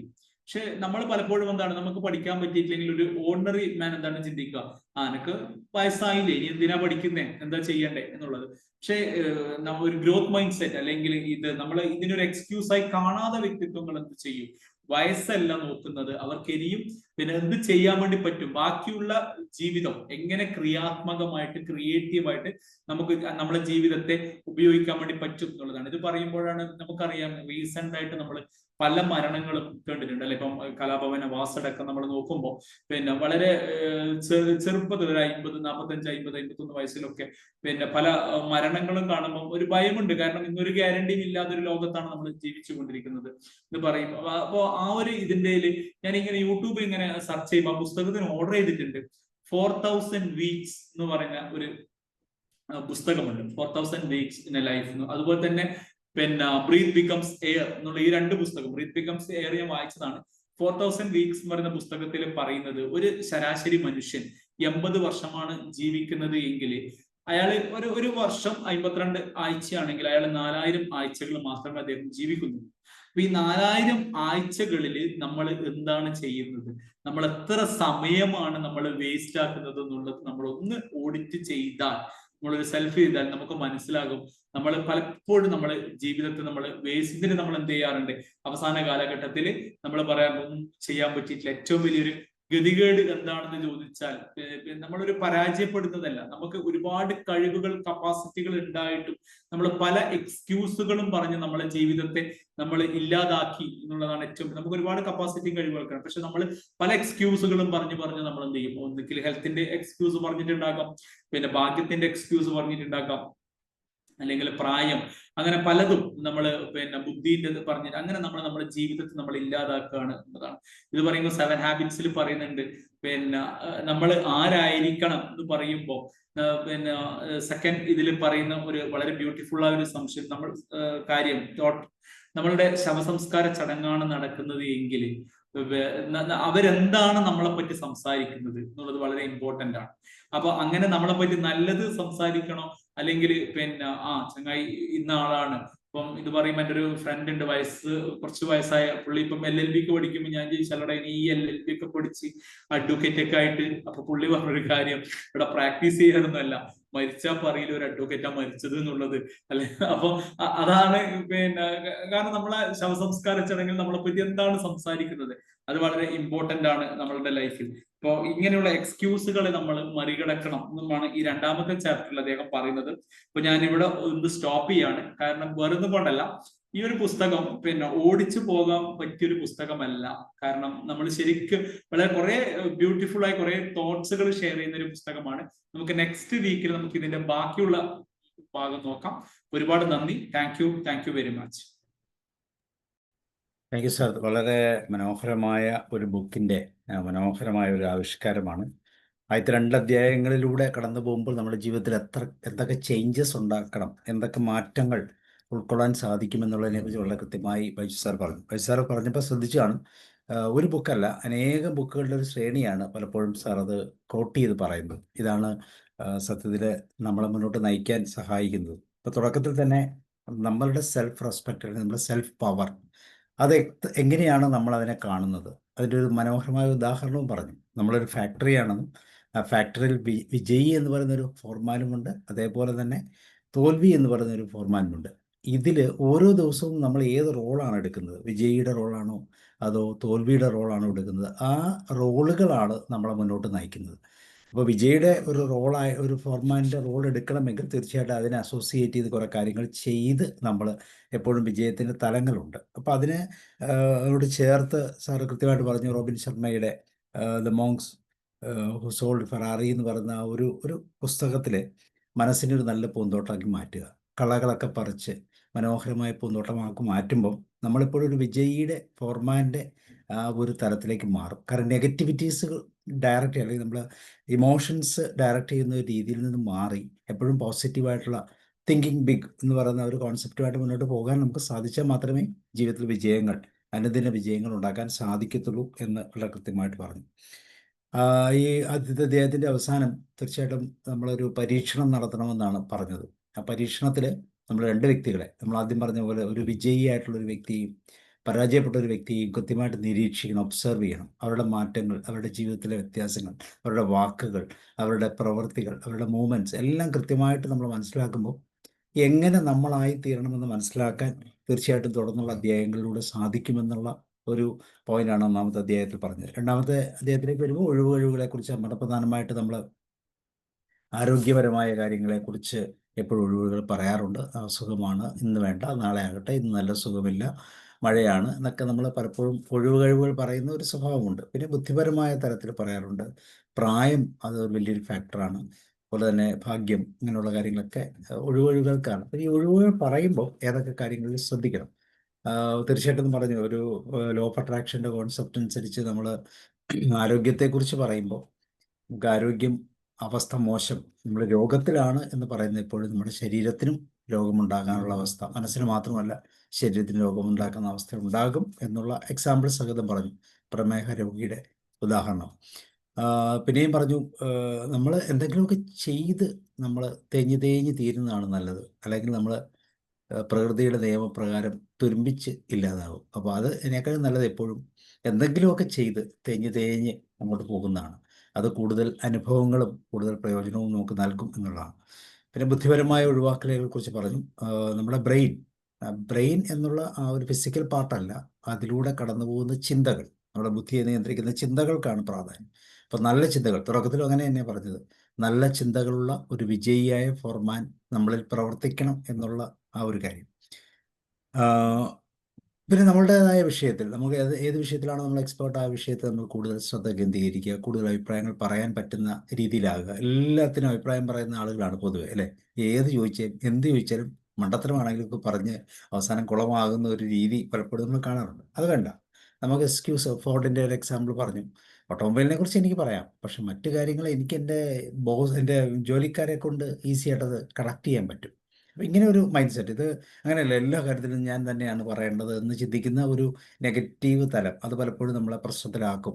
അപ്പോൾ ഇവിടെ എല്ലാം ഈ മൈൻഡ് സെറ്റിനൊക്കെ ഒരു ഗ്രോത്ത് മൈൻഡ് സെറ്റ് എപ്പോഴും ഉണ്ടാകും. ഗ്രോത്ത് മൈൻഡ് സെറ്റ് എന്ന് വെച്ചാൽ നമ്മൾ നമ്മുടെ സെൽഫ് റെസ്പെക്റ്റിൽ നമുക്ക് ചെയ്യാൻ പറ്റുന്ന ആ കഴിവിൽ ഉറച്ചു നിന്നുകൊണ്ട് മനോഹരമായി മുന്നോട്ട് പോകാൻ പറ്റുന്ന ഒരു അവസ്ഥ. അപ്പോൾ അത് തന്നെയാണ് ഈ 2 അധ്യായങ്ങളിലൂടെ കൃത്യമായിട്ട് നമുക്ക് മനസ്സിലാക്കാൻ സാധിക്കും. തുടർന്നുള്ള അധ്യായങ്ങളിൽ കൂടുതൽ. അപ്പോൾ അതിനു മുമ്പ് സാർ പറഞ്ഞ ആ പരീക്ഷണം കൃത്യമായിട്ട് നമ്മൾ ചെയ്യണം. നമ്മുടെ നിരീക്ഷണത്തിൽ 2 വ്യക്തികൾ ഉണ്ടാകണം. ഒരാൾ സക്സസ് ആയിട്ടുള്ള ഒരു വ്യക്തി ആയിരിക്കണം. അദ്ദേഹത്തിൻ്റെ ചലനങ്ങളെല്ലാം നമ്മൾ ഒബ്സർവ് ചെയ്യുക. അതേപോലെ തന്നെ തോൽവി അല്ലെങ്കിൽ മുന്നോട്ട് പോകാൻ പറ്റാത്ത, എപ്പോഴും മാറ്റിവെക്കലുകൾ നിലനിൽക്കുന്ന ഒരു വ്യക്തിയെ, പരാജയപ്പെടുന്ന ഒരു വ്യക്തിയും കൂടെ നമ്മൾ നമ്മുടെ പരീക്ഷണത്തിൻ്റെ മുമ്പിലേക്ക് ഒരു നിരീക്ഷണ വസ്തുവായിട്ട് കണ്ട് മുന്നോട്ട് നമുക്ക് പഠിക്കാനുള്ള സാധ്യതകൾ കൂടുതൽ ഉണ്ടാകും. So Baiju sir, thank U. വളരെ മനോഹരമായ ഒരു ടോപ്പിക്, വളരെ സന്തോഷം. Thank you. ഇനി അതിൻ്റെ ഡിസ്കഷനിലേക്ക് നമുക്ക് പോയാൽ, ആരാണ് പറയുന്നത്? എല്ലാം സാർ റെഡിയാണോ? യെസ്, പറയാം സാർ. കേൾക്കുന്നുണ്ടോ? കേൾക്കാം. വീഡിയോ ഓൺ ചെയ്തു.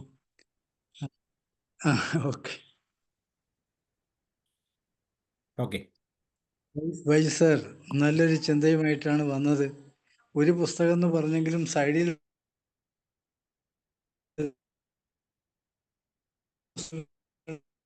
തപ്പിയോന്ന് എനിക്ക് സംശയം. ബൈജു സാറിന്റെ ക്ലാസ്സിന്റെ ഒരു പ്രത്യേകത എന്ന് വെച്ചാൽ, ഈ ക്ലാസ് മുന്നോട്ട് പോകുമ്പോൾ അതിലൊരു വിഷയം ഇന്നെയാണ് പറയുന്നത്.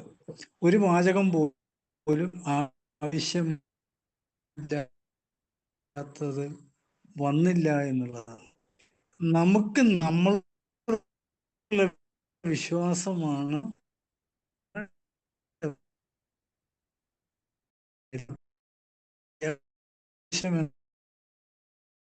അത്.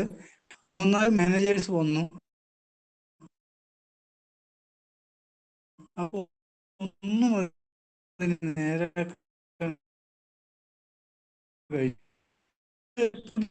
നമ്മുടെ ഈ ഫാക്ടറി തകർന്നുകൊണ്ടിരിക്കുകയാണ്. കഴിഞ്ഞ 6 മാസമായിട്ട് നിങ്ങൾക്ക് ശമ്പളം കിട്ടിയിട്ടില്ല. അതിൽ കാരണക്കാരനുണ്ട്, കണ്ടുപിടിക്കും. അങ്ങനെ ഒരു ദിവസം പുള്ളി പറഞ്ഞു, എല്ലാവരും കൃത്യസമയത്ത് തന്നെ വരിക, ഞാൻ ആളെ കണ്ടുപിടിച്ച് നിങ്ങളുടെ മുമ്പിലെത്തിക്കും.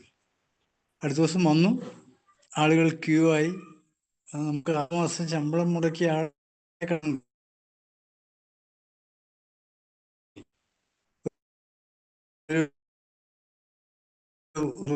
നിങ്ങളൊന്നും പറയണ്ട, നേരെ പുറത്തേക്ക് പോകുക, തിരിച്ചു ആരെയും കാണുകയും ചെയ്യരുത്. രണ്ടാമൻ പോയി നിങ്ങൾ ആരെയാണ് കണ്ടത്? അയാൾ 2 കൈ നെഞ്ചത്ത് വെച്ച് പറഞ്ഞു, ഞാൻ കണ്ടത് ഫാക്ടറി തകർക്കാൻ അല്ലെങ്കിൽ ഫാക്ടറിയുടെ ഈ ശോച്യാവസ്ഥയ്ക്കുള്ള കാരണം ഞാനാണ് എന്ന് ബോധ്യപ്പെട്ടാണ് പിറ്റേ ദിവസം തൊഴിലാളികൾ വന്നു. ഒറ്റ മാസം കൊണ്ട് എല്ലാം കറക്റ്റ് ചെയ്യാനായിട്ട് കഴിഞ്ഞു. സർ, നമ്മുടെ ചിന്തയിലൂടെ ഏതാണ്ട് 30,000 തൊട്ട് 70,000 ആണ് കടന്നു പോകുന്നത്. വേണ്ടതിനെ മാത്രം പിടിക്കുക, എൻ്റെ ഡെവലപ്മെന്റിന് വേണ്ടത് മാത്രം പിടിക്കുക. അങ്ങനെ പിടിച്ചാൽ എനിക്ക് മുന്നേറാനായിട്ട് കഴിയും.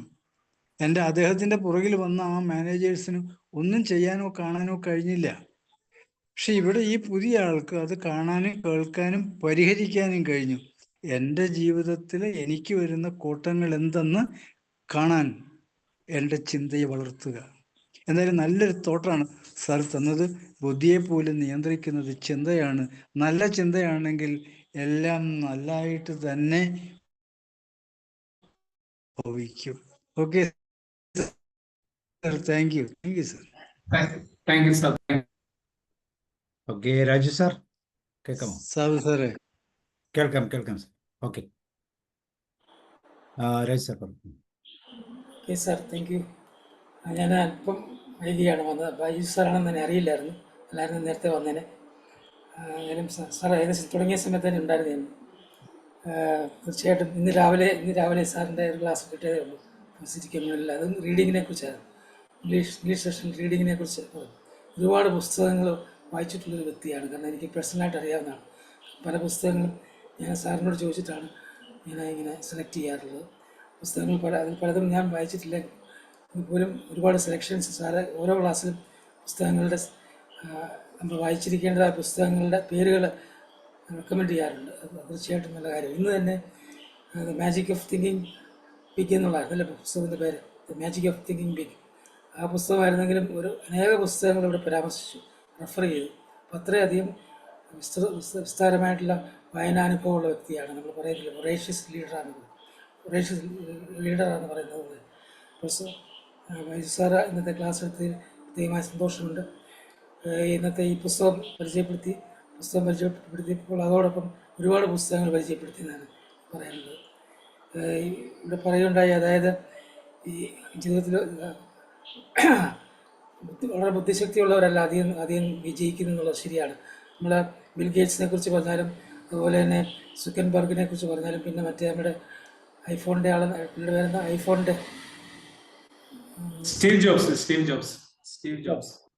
ഇവരൊക്കെ പറഞ്ഞ അവരുടെ കോമൺ ആയിട്ടുള്ള കാര്യം എന്ന് ചോദിച്ചാൽ ഇവരെല്ലാം തന്നെ ഡ്രോപ്പ് ഔട്ട്സ്, കോളേജിൽ നിന്നും യൂണിവേഴ്സിറ്റിയിൽ നിന്ന് ഡ്രോപ്പ് ഔട്ട്സ് ആയിട്ടുള്ളവരാണ്. പഠിച്ച് ആദ്യം യൂണിവേഴ്സിറ്റിയിൽ ഡ്രോപ്പ് ഔട്ട്സ് ആയിട്ടുള്ളത്. അപ്പോൾ അവരാണ് ജീവിതത്തിൽ അവർ വിജയിച്ചു. കാരണം അപ്പോൾ അത് നമ്മൾ എത്ര പഠിച്ചു എന്നുള്ളതിലല്ല, എത്ര ബുദ്ധിശക്തി ഉണ്ടെന്നുള്ളതില്ല, അതിനേക്കാൾ ഉപരി നമ്മൾ സ്കിൽസ് ഉപയോഗിക്കുക എന്നുള്ള സ്കില്ല്. അപ്പോൾ ആ സ്കില്ല് ഉപയോഗിക്കാനായിട്ട് ഇങ്ങനെയുള്ള പുസ്തകങ്ങൾ വായിക്കുന്നത് തീർച്ചയായിട്ടും പ്രയോജനപ്പെടും.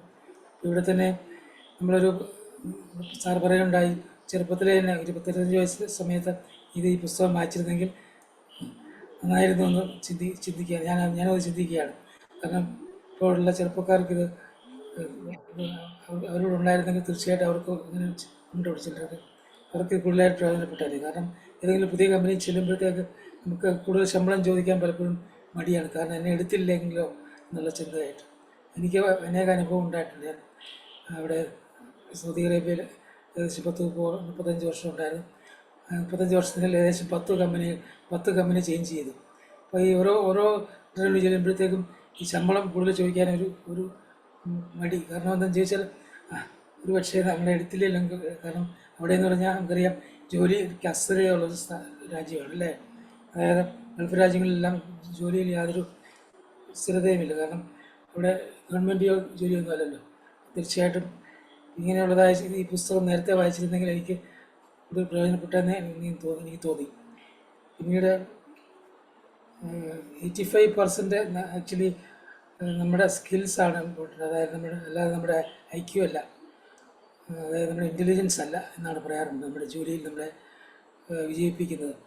ഒരു ജോലി ലഭിക്കാൻ വേണ്ടി ഒരു പക്ഷേ IQ ഉപയോഗിച്ച് പറ്റിയ, പക്ഷേ ആ ജോലിയിൽ നിലനിന്ന് പോകണമെങ്കിൽ നമ്മൾ EQ ഉണ്ടായിരിക്കണം, അതായത് ഇമോഷണൽ ക്വഷൻ ഉണ്ടായിരിക്കണം. അപ്പം ഇതൊക്കെയും ഇതിനകത്ത് സാർ വളരെ വ്യക്തമായിട്ട് പറഞ്ഞു. Thank you very much sir. ഇനിയും ഈ പുസ്തകത്തിൻ്റെ രണ്ടാം ക്ലാസ് കേൾക്കാൻ ഞാൻ വളരെയായിട്ട് ആഗ്രഹിക്കുന്നു. തീർച്ചയായിട്ടും ഞാൻ സാബു സാറിന് പ്രത്യേകമായി നന്ദി പറയുന്നു. Thank you very much. അടുത്ത ബുധനാഴ്ച നമുക്ക് താങ്ക് യു. ഓക്കെ. ഇനി ആരോട് അൺമ്യൂട്ട് ചെയ്യാൻ? ജോഷ് സാർ കേട്ടോ, പറയൂ. Joshi sir, Baby sir, Jyothi ma'am, Snehatha ma'am, Padmanabhan sir, Mohandas sir, ആർക്കെങ്കിലും?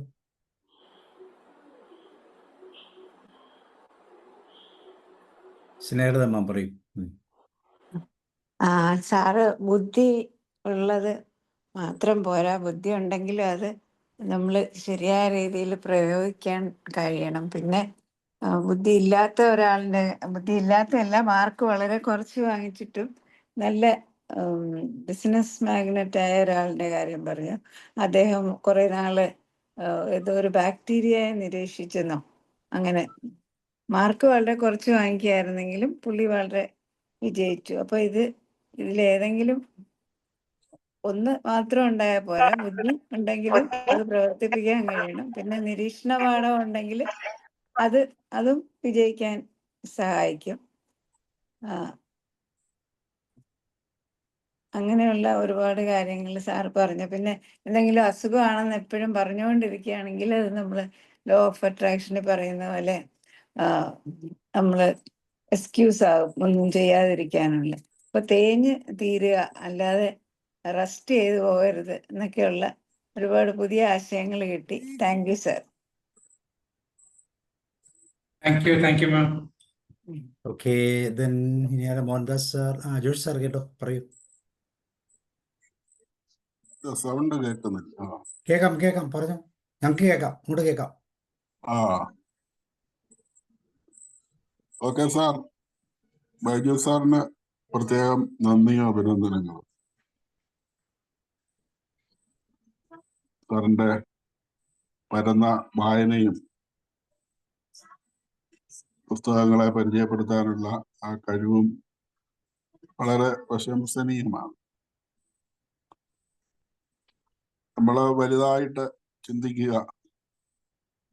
വലുത് ചിന്തിച്ചാലേ, പണ്ട് നമ്മുടെ മലയാളത്തിൽ ഒരു ചൊല്ലുണ്ട്, ഈ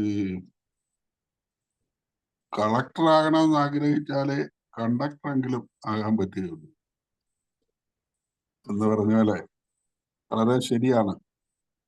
അതുപോലെ തന്നെ ഈ പറയുന്ന, ചിലപ്പോൾ ക്ലാസ് മുറികളിലെ വലിയ പണ്ഡിതന്മാരൊന്നും ആയിരിക്കില്ല ജീവിതത്തില് സുന്ദരമായി വിജയിക്കുന്നത്. എനിക്ക് വളരെ പ്രായോഗികമായ, അല്ലെങ്കിൽ കൺമുമ്പില് നേരിട്ട് മനസ്സിലാക്കാൻ പറ്റിയിട്ടുള്ള ഒരു മനുഷ്യനെ ഈ കാവാലത്തറിയാം. നിങ്ങളുമൊക്കെ കേട്ടിട്ടുണ്ടാകാൻ സാധ്യതയുണ്ട്.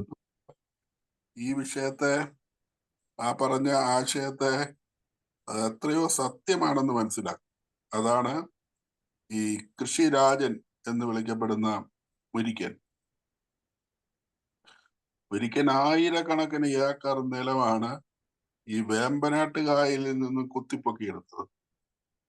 അത് ഈ കുട്ടനാട്ടിൽ വന്ന് കണ്ടിട്ടുള്ളവർക്കാണ് അതിന്റെ, ഞാനീ പറഞ്ഞ ആ വാക്യത്തിന്റെ അർത്ഥം കൃത്യമായി പിടികിട്ടുക. അതായത് കടല് പോലെ കിടക്കുന്ന ഒരു സംഭവമാണല്ലോ വേമ്പനാട്ടുകായൽ. കഴിയുമ്പോൾ കാറ്റടിക്കുമ്പോൾ ഉണ്ടാകുന്ന തിര എന്ന് പറയുന്നത് കടലിലെ തിര പോലെ തന്നെയാണ്. ആ തിര അടിച്ചുകൊണ്ടിരിക്കുന്നിടത്താണ് കുറെ നാടൻ മനുഷ്യരെ ഉപയോഗിച്ചുകൊണ്ട് ഈ മുരിക്കൻ മൺചിറ കെട്ടുന്നത്. അല്ലാതെ വേറെ ഒന്നുമില്ല, മണ്ണ് കൊണ്ടുള്ള, അതായത് ആ വേമ്പനാട്ടുകായലിലെ തന്നെ ചെളി, വെള്ളത്തിന്റെ അടിയിലുള്ള ആ ചെളി, കട്ട എന്നൊക്കെ ഞങ്ങൾ പറയും. ഈ കട്ടച്ചെളി തൊഴിലാളികൾ വള്ളത്തിൽ കോരിയിട്ടിട്ട് അദ്ദേഹം പറഞ്ഞു കൊടുക്കുന്നതനുസരിച്ച് ഇങ്ങനെ ഇട്ടിട്ടിട്ട് ഈ 3000 ഏക്കറിന്റെയൊക്കെ ചുറ്റളവ്, അല്ലെങ്കിൽ 6000 ഏക്കറിന്റെ ചുറ്റളവില് ബണ്ട് കെട്ടിയിട്ടാണ് ചിറയുണ്ടാക്കി വെള്ളം പറ്റിച്ചത്. അപ്പൊ ഒരു വള്ളത്തെ കയറുന്ന കട്ട അങ്ങോട്ട് കൊണ്ടിട്ടാൽ അത് ഈ തിരയടിച്ച് കലങ്ങി അങ്ങ് പോകത്തേ ഉള്ളൂ. ഒന്ന് ആലോചിച്ച് നോക്കണം. അങ്ങനെ എന്തുമാത്രം പിന്നെ പരിശ്രമം നടത്തിയിട്ടായിരിക്കും അവിടെ ഒരു ചിറ രൂപപ്പെട്ടത്. അതിനൊക്കെ അദ്ദേഹത്തിന്റെ തന്നെ സിദ്ധാന്തം അനുസരിച്ചാണ് ഈ മുളം കുറ്റികൾ ഇരു സൈഡുകളിൽ അടിച്ച് ഇല്ലിമുള പൊട്ടിച്ച് ഈ ചെറ്റ പോലെ, ചെറ്റ മീൻസ് ഇങ്ങനെ ഒരു മറ പോലെ ഉണ്ടാക്കിയിട്ട് അത് വച്ചിട്ടാണ് അതിൻ്റെ അകത്ത് ഈ കട്ടയിടുന്നത്. എന്നിട്ട് കൊമ്പും ചവറും ഈരക്കാടും എല്ലാം ഇട്ട് ബലപ്പെടുത്തി മുകളിലേക്ക് കൊണ്ടുവരികയാണ് ചെയ്യുന്നത്. ഞാനത് പറയാൻ കാര്യം, ഈ ഇനി ഉണ്ടാക്കി വെച്ചിരിക്കുന്ന ഈ ആയിരക്കണക്കിന് ഏക്കറുകളുണ്ട്, മറ്റു കായലുകളെല്ലാം കൂടെ. അദ്ദേഹത്തിന് തന്നെ 3 കായലും ഫുള്ളായിട്ട് പുള്ളിയുടെ മാത്രം, വേറെ ആർക്കുമില്ല. ചിത്തിര, മാർത്താണ്ഡം, റാണി, വേറെ ഉള്ള എല്ലാ കായലിലും അദ്ദേഹത്തിന് 1000 പറ വീതം എന്ന് പറഞ്ഞാൽ 100 ഏക്കർ വീതം നിലമുള്ള ഒരു വലിയ മനുഷ്യൻ എന്ന് പറഞ്ഞാൽ എല്ലാം കുത്തുന്നതിൽ അദ്ദേഹത്തിന്റെ പങ്കുണ്ട്. ഞാൻ പറഞ്ഞു വെക്കുന്നത് ഇന്ന് ആ ഉണ്ടാക്കിയ മടകളെ പിന്നെ ചിറകളൊക്കെ ചിലപ്പോൾ ഈ വെള്ളപ്പൊക്കം വരുമ്പോൾ, ഈ വർഷകാലമൊക്കെ വരുമ്പോൾ മട വീഴും. ഒരു 10 മീറ്റർ നീളത്തിലും ഒക്കെ മട വീഴും. ആ മട വീഴുമ്പോൾ ഇപ്പൊ ഇവിടെ അത് ചെറിയ കുറച്ച് പാടങ്ങളാണ്. ഈ പിന്നെ സി ബ്ലോക്കിന് അല്ലെങ്കിൽ ഈ ആലപ്പുഴയ്ക്ക് അടുത്തുള്ള 3-4 പാടങ്ങൾ. 4 വർഷമായിട്ട് അവിടെ കൃഷിയില്ല. ഈ വീണ ഈ മട 10 മീറ്റർ നീളത്തിലൊക്കെ കിടക്കുന്ന മട കുത്താനായിട്ട് നമ്മുടെ ഈ നാട്ടിലെ എഞ്ചിനീയർമാരും JCB ഇതെല്ലാം വന്നിട്ട് അവരെ കൊണ്ട് നടക്കുന്നില്ല. അവരിത് കുത്തും, ഇത് തള്ളിപ്പോകും. അവിടെയാണ് അത് ഈ മുരിക്കൻ എന്ന് പറയുന്ന ആളിന് ഒരു ഇത്തരത്തിലുള്ള അക്കാഡമിക് വിദ്യാഭ്യാസ യോഗ്യതയും ഇല്ല. അപ്പോ പല പ്രഗത്ഭരും ഉണ്ടാകുന്നത് വിദ്യാഭ്യാസത്തിന്റെ പക്ഷെ ആ മേൽക്കോയ്മ കൊണ്ടല്ല, പക്ഷെ അവരുടെ ആ തീഷ്ണതയും സമർപ്പണവും അതിനോടുള്ള അഭിനിവേശവും, എന്തൊക്കെ പദങ്ങൾ പറയാമോ അതെല്ലാം അത്തരത്തിൽ പറയാം. അപ്പൊ ഇതുപോലെയുള്ള പുസ്തകം ചിലപ്പോൾ വായിച്ചിട്ടും ആയിരിക്കില്ല അദ്ദേഹത്തിന്. നമ്മളെ പഠിക്കേണ്ടുന്ന വലിയൊരു പുസ്തകത്തെക്കാൾ വലിയൊരു പുസ്തകമാണ് അദ്ദേഹം. അപ്പോ ഇതിന്റെ ഈ തത്വം ഇനി ഇന്നത്തെ പുതിയ തലമുറയ്ക്കെല്ലാം പുസ്തകം വായിക്കണം, അല്ലെങ്കിൽ സംഗതികളൊക്കെ വേണം. മനപ്പാഠം പട്ടിക തന്നെ പലർക്കും അറിയില്ല. കാൽക്കുലേറ്റർ ഇല്ലെങ്കിൽ കണക്ക് കൂട്ടൽ അവിടെ നിൽക്കും. ഇങ്ങനെ ഓരോന്നും. കിണറ്റിലെ വെള്ളം കറണ്ട് ഇല്ലെങ്കിൽ കരയ്ക്ക് വരില്ല. തൊട്ടിയുമില്ല, തൊട്ടി കൊണ്ടെങ്ങനെ കോരണമെന്നും അറിയില്ല. അല്ലെങ്കിൽ അതിനുള്ള സംവിധാനങ്ങളൊന്നും പിടിപ്പിക്കുന്നില്ല. അപ്പോൾ ഇതൊക്കെ നമ്മളെ ഈ കാലയളവിലെ ജീവിക്കുന്നവരെയൊക്കെ ഒരിക്കൽ കൂടി തിരിച്ചറിയിപ്പിക്കുന്ന സന്ദേശമാണ് സാറ് പറഞ്ഞ പുസ്തകത്തിൽ ഉള്ളടങ്ങിയിരിക്കുന്നത്. നമുക്ക് വലിയ ചിന്തയുടെ ഉടമകളാകാം. നമ്മൾ വിചാരിക്കും ഇനി നമുക്കിനിയും ചിന്തിച്ചിട്ട് എന്ത് സാധിക്കാനാണ്. നമുക്ക് ചിന്തിക്കാം. നമ്മുടെ മുമ്പിലൂടെ കടന്നു വരുന്നവരോട് കേട്ടാലും കേട്ടില്ലെങ്കിലും നമുക്ക് പറഞ്ഞുകൊണ്ടേ ഇരിക്കാം. അപ്പോൾ എന്തെങ്കിലും ചെറിയ ഗുണങ്ങളെങ്കിലും സമൂഹത്തിൽ ഉണ്ടായിക്കൊണ്ടിരിക്കും. തീർച്ചയായിട്ടും പുസ്തകം ഇനിയും സാർ ഇവിടെ ഇതുപോലെ മനോഹരമായ പുസ്തകങ്ങൾ പരിചയപ്പെടുത്താൻ വരണം. എല്ലാവിധ മംഗളങ്ങളും ഭാവുകങ്ങളും. Thank you sir, thank you very much. Okay sir, thank you. വേറെ ഇനി ആർക്കെങ്കിലും ഷെയർ ചെയ്യാനുണ്ടോ? Padmanabhan sir, Mohandas sir. Hello sir. പറയൂ. Hello sir. പറഞ്ഞോളൂ. ഇത്തരം പുസ്തകത്തെ പറ്റിയിട്ട് കുറച്ചും കൂടി വളരെ മുമ്പ് ഞാനിത് കേൾക്കേണ്ടതായിരുന്നു. കാരണം ഞങ്ങൾക്കൊക്കെ ജോലി ലഭിക്കുന്ന സമയത്ത് സാലറി ചോദിക്കും, അവര് അപ്ലിക്കേഷനിൽ എഴുതാൻ പറയും. അപ്പൊ അന്ന് ഞങ്ങൾക്ക് ജോലി ലഭിക്കില്ല എന്ന് വിചാരിച്ചിട്ട് വളരെ കുറഞ്ഞ സാലറിയാണ് അന്ന് എഴുതിയിരുന്നത്. അപ്പോൾ അതുകൊണ്ടാണ് ഇത് കുറച്ചും കൂടി മുമ്പ് കേട്ടാ നന്നായിരുന്നു എന്ന് വിചാരിക്കുക. പക്ഷെ ഇതിന്റെ ബാക്കിയുള്ള ക്ലാസ്സും ഏതായാലും കേൾക്കാൻ താല്പര്യമുണ്ട്. ഞാൻ ശ്രദ്ധിക്കും. പിന്നെ ഈ മാജിക് ഓഫ് തിങ്കിങ് ബിഗ് എന്നുള്ള ചിന്ത ഉള്ളത് കൊണ്ടാണോ കുട്ടികൾ ഇപ്പോ വിദേശത്തേക്ക് കുടിയേറുന്നതെന്ന് ഒരു സംശയമുണ്ട് എനിക്ക്.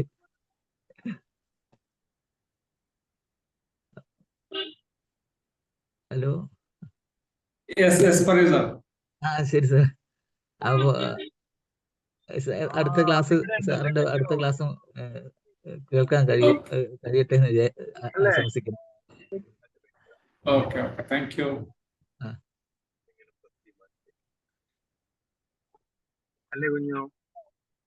ഹലോ, അതെ sir.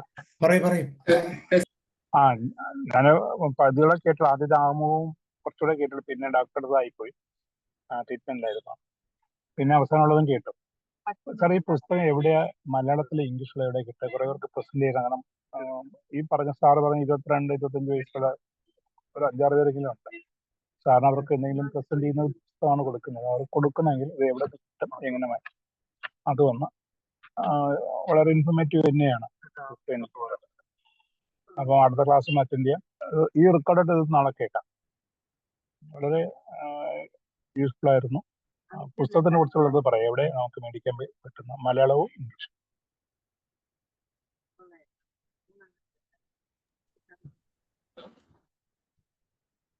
Okay sir, okay, thank you. അപ്പോൾ ബൈജു സാർ, താങ്ക് യു. നമുക്ക് അടുത്ത ആഴ്ച അതിന്റെ സെക്കൻഡ് പാർട്ട് നോക്കാം അല്ലേ? ഓക്കെ. പിന്നെ പത്മനാഭൻ സാർ പറഞ്ഞതിനൊരു മറുപടിയും കൂടെ പറഞ്ഞ, കുട്ടികളൊക്കെ പുറത്തേക്ക് പോകുന്നു. പിന്നെ കുട്ടികളൊക്കെ പുറത്തേക്ക് പോകുന്നത് അല്ല, ഇന്നത്തെ കുട്ടികൾ കുറച്ചും കൂടി ഇതാണ്. കാരണം അവർക്ക് അവരുടെ ഭാവിയെ പറ്റി നമ്മളൊരു പോലെ അല്ലല്ലോ. ഇപ്പൊ നമ്മൾ നേരത്തെ സൂചിപ്പിച്ചതുപോലെ അവർ ഗ്ലോബലി തിങ്ക് ചെയ്യാൻ തുടങ്ങി എന്നുള്ളതാണ്. അപ്പൊ അതില് ഒരു പരിധി വരെ പിന്നെ ഇങ്ങനെയുള്ള പുസ്തകങ്ങളൊക്കെ സ്വാധീനിച്ചിട്ടുണ്ടാകാം.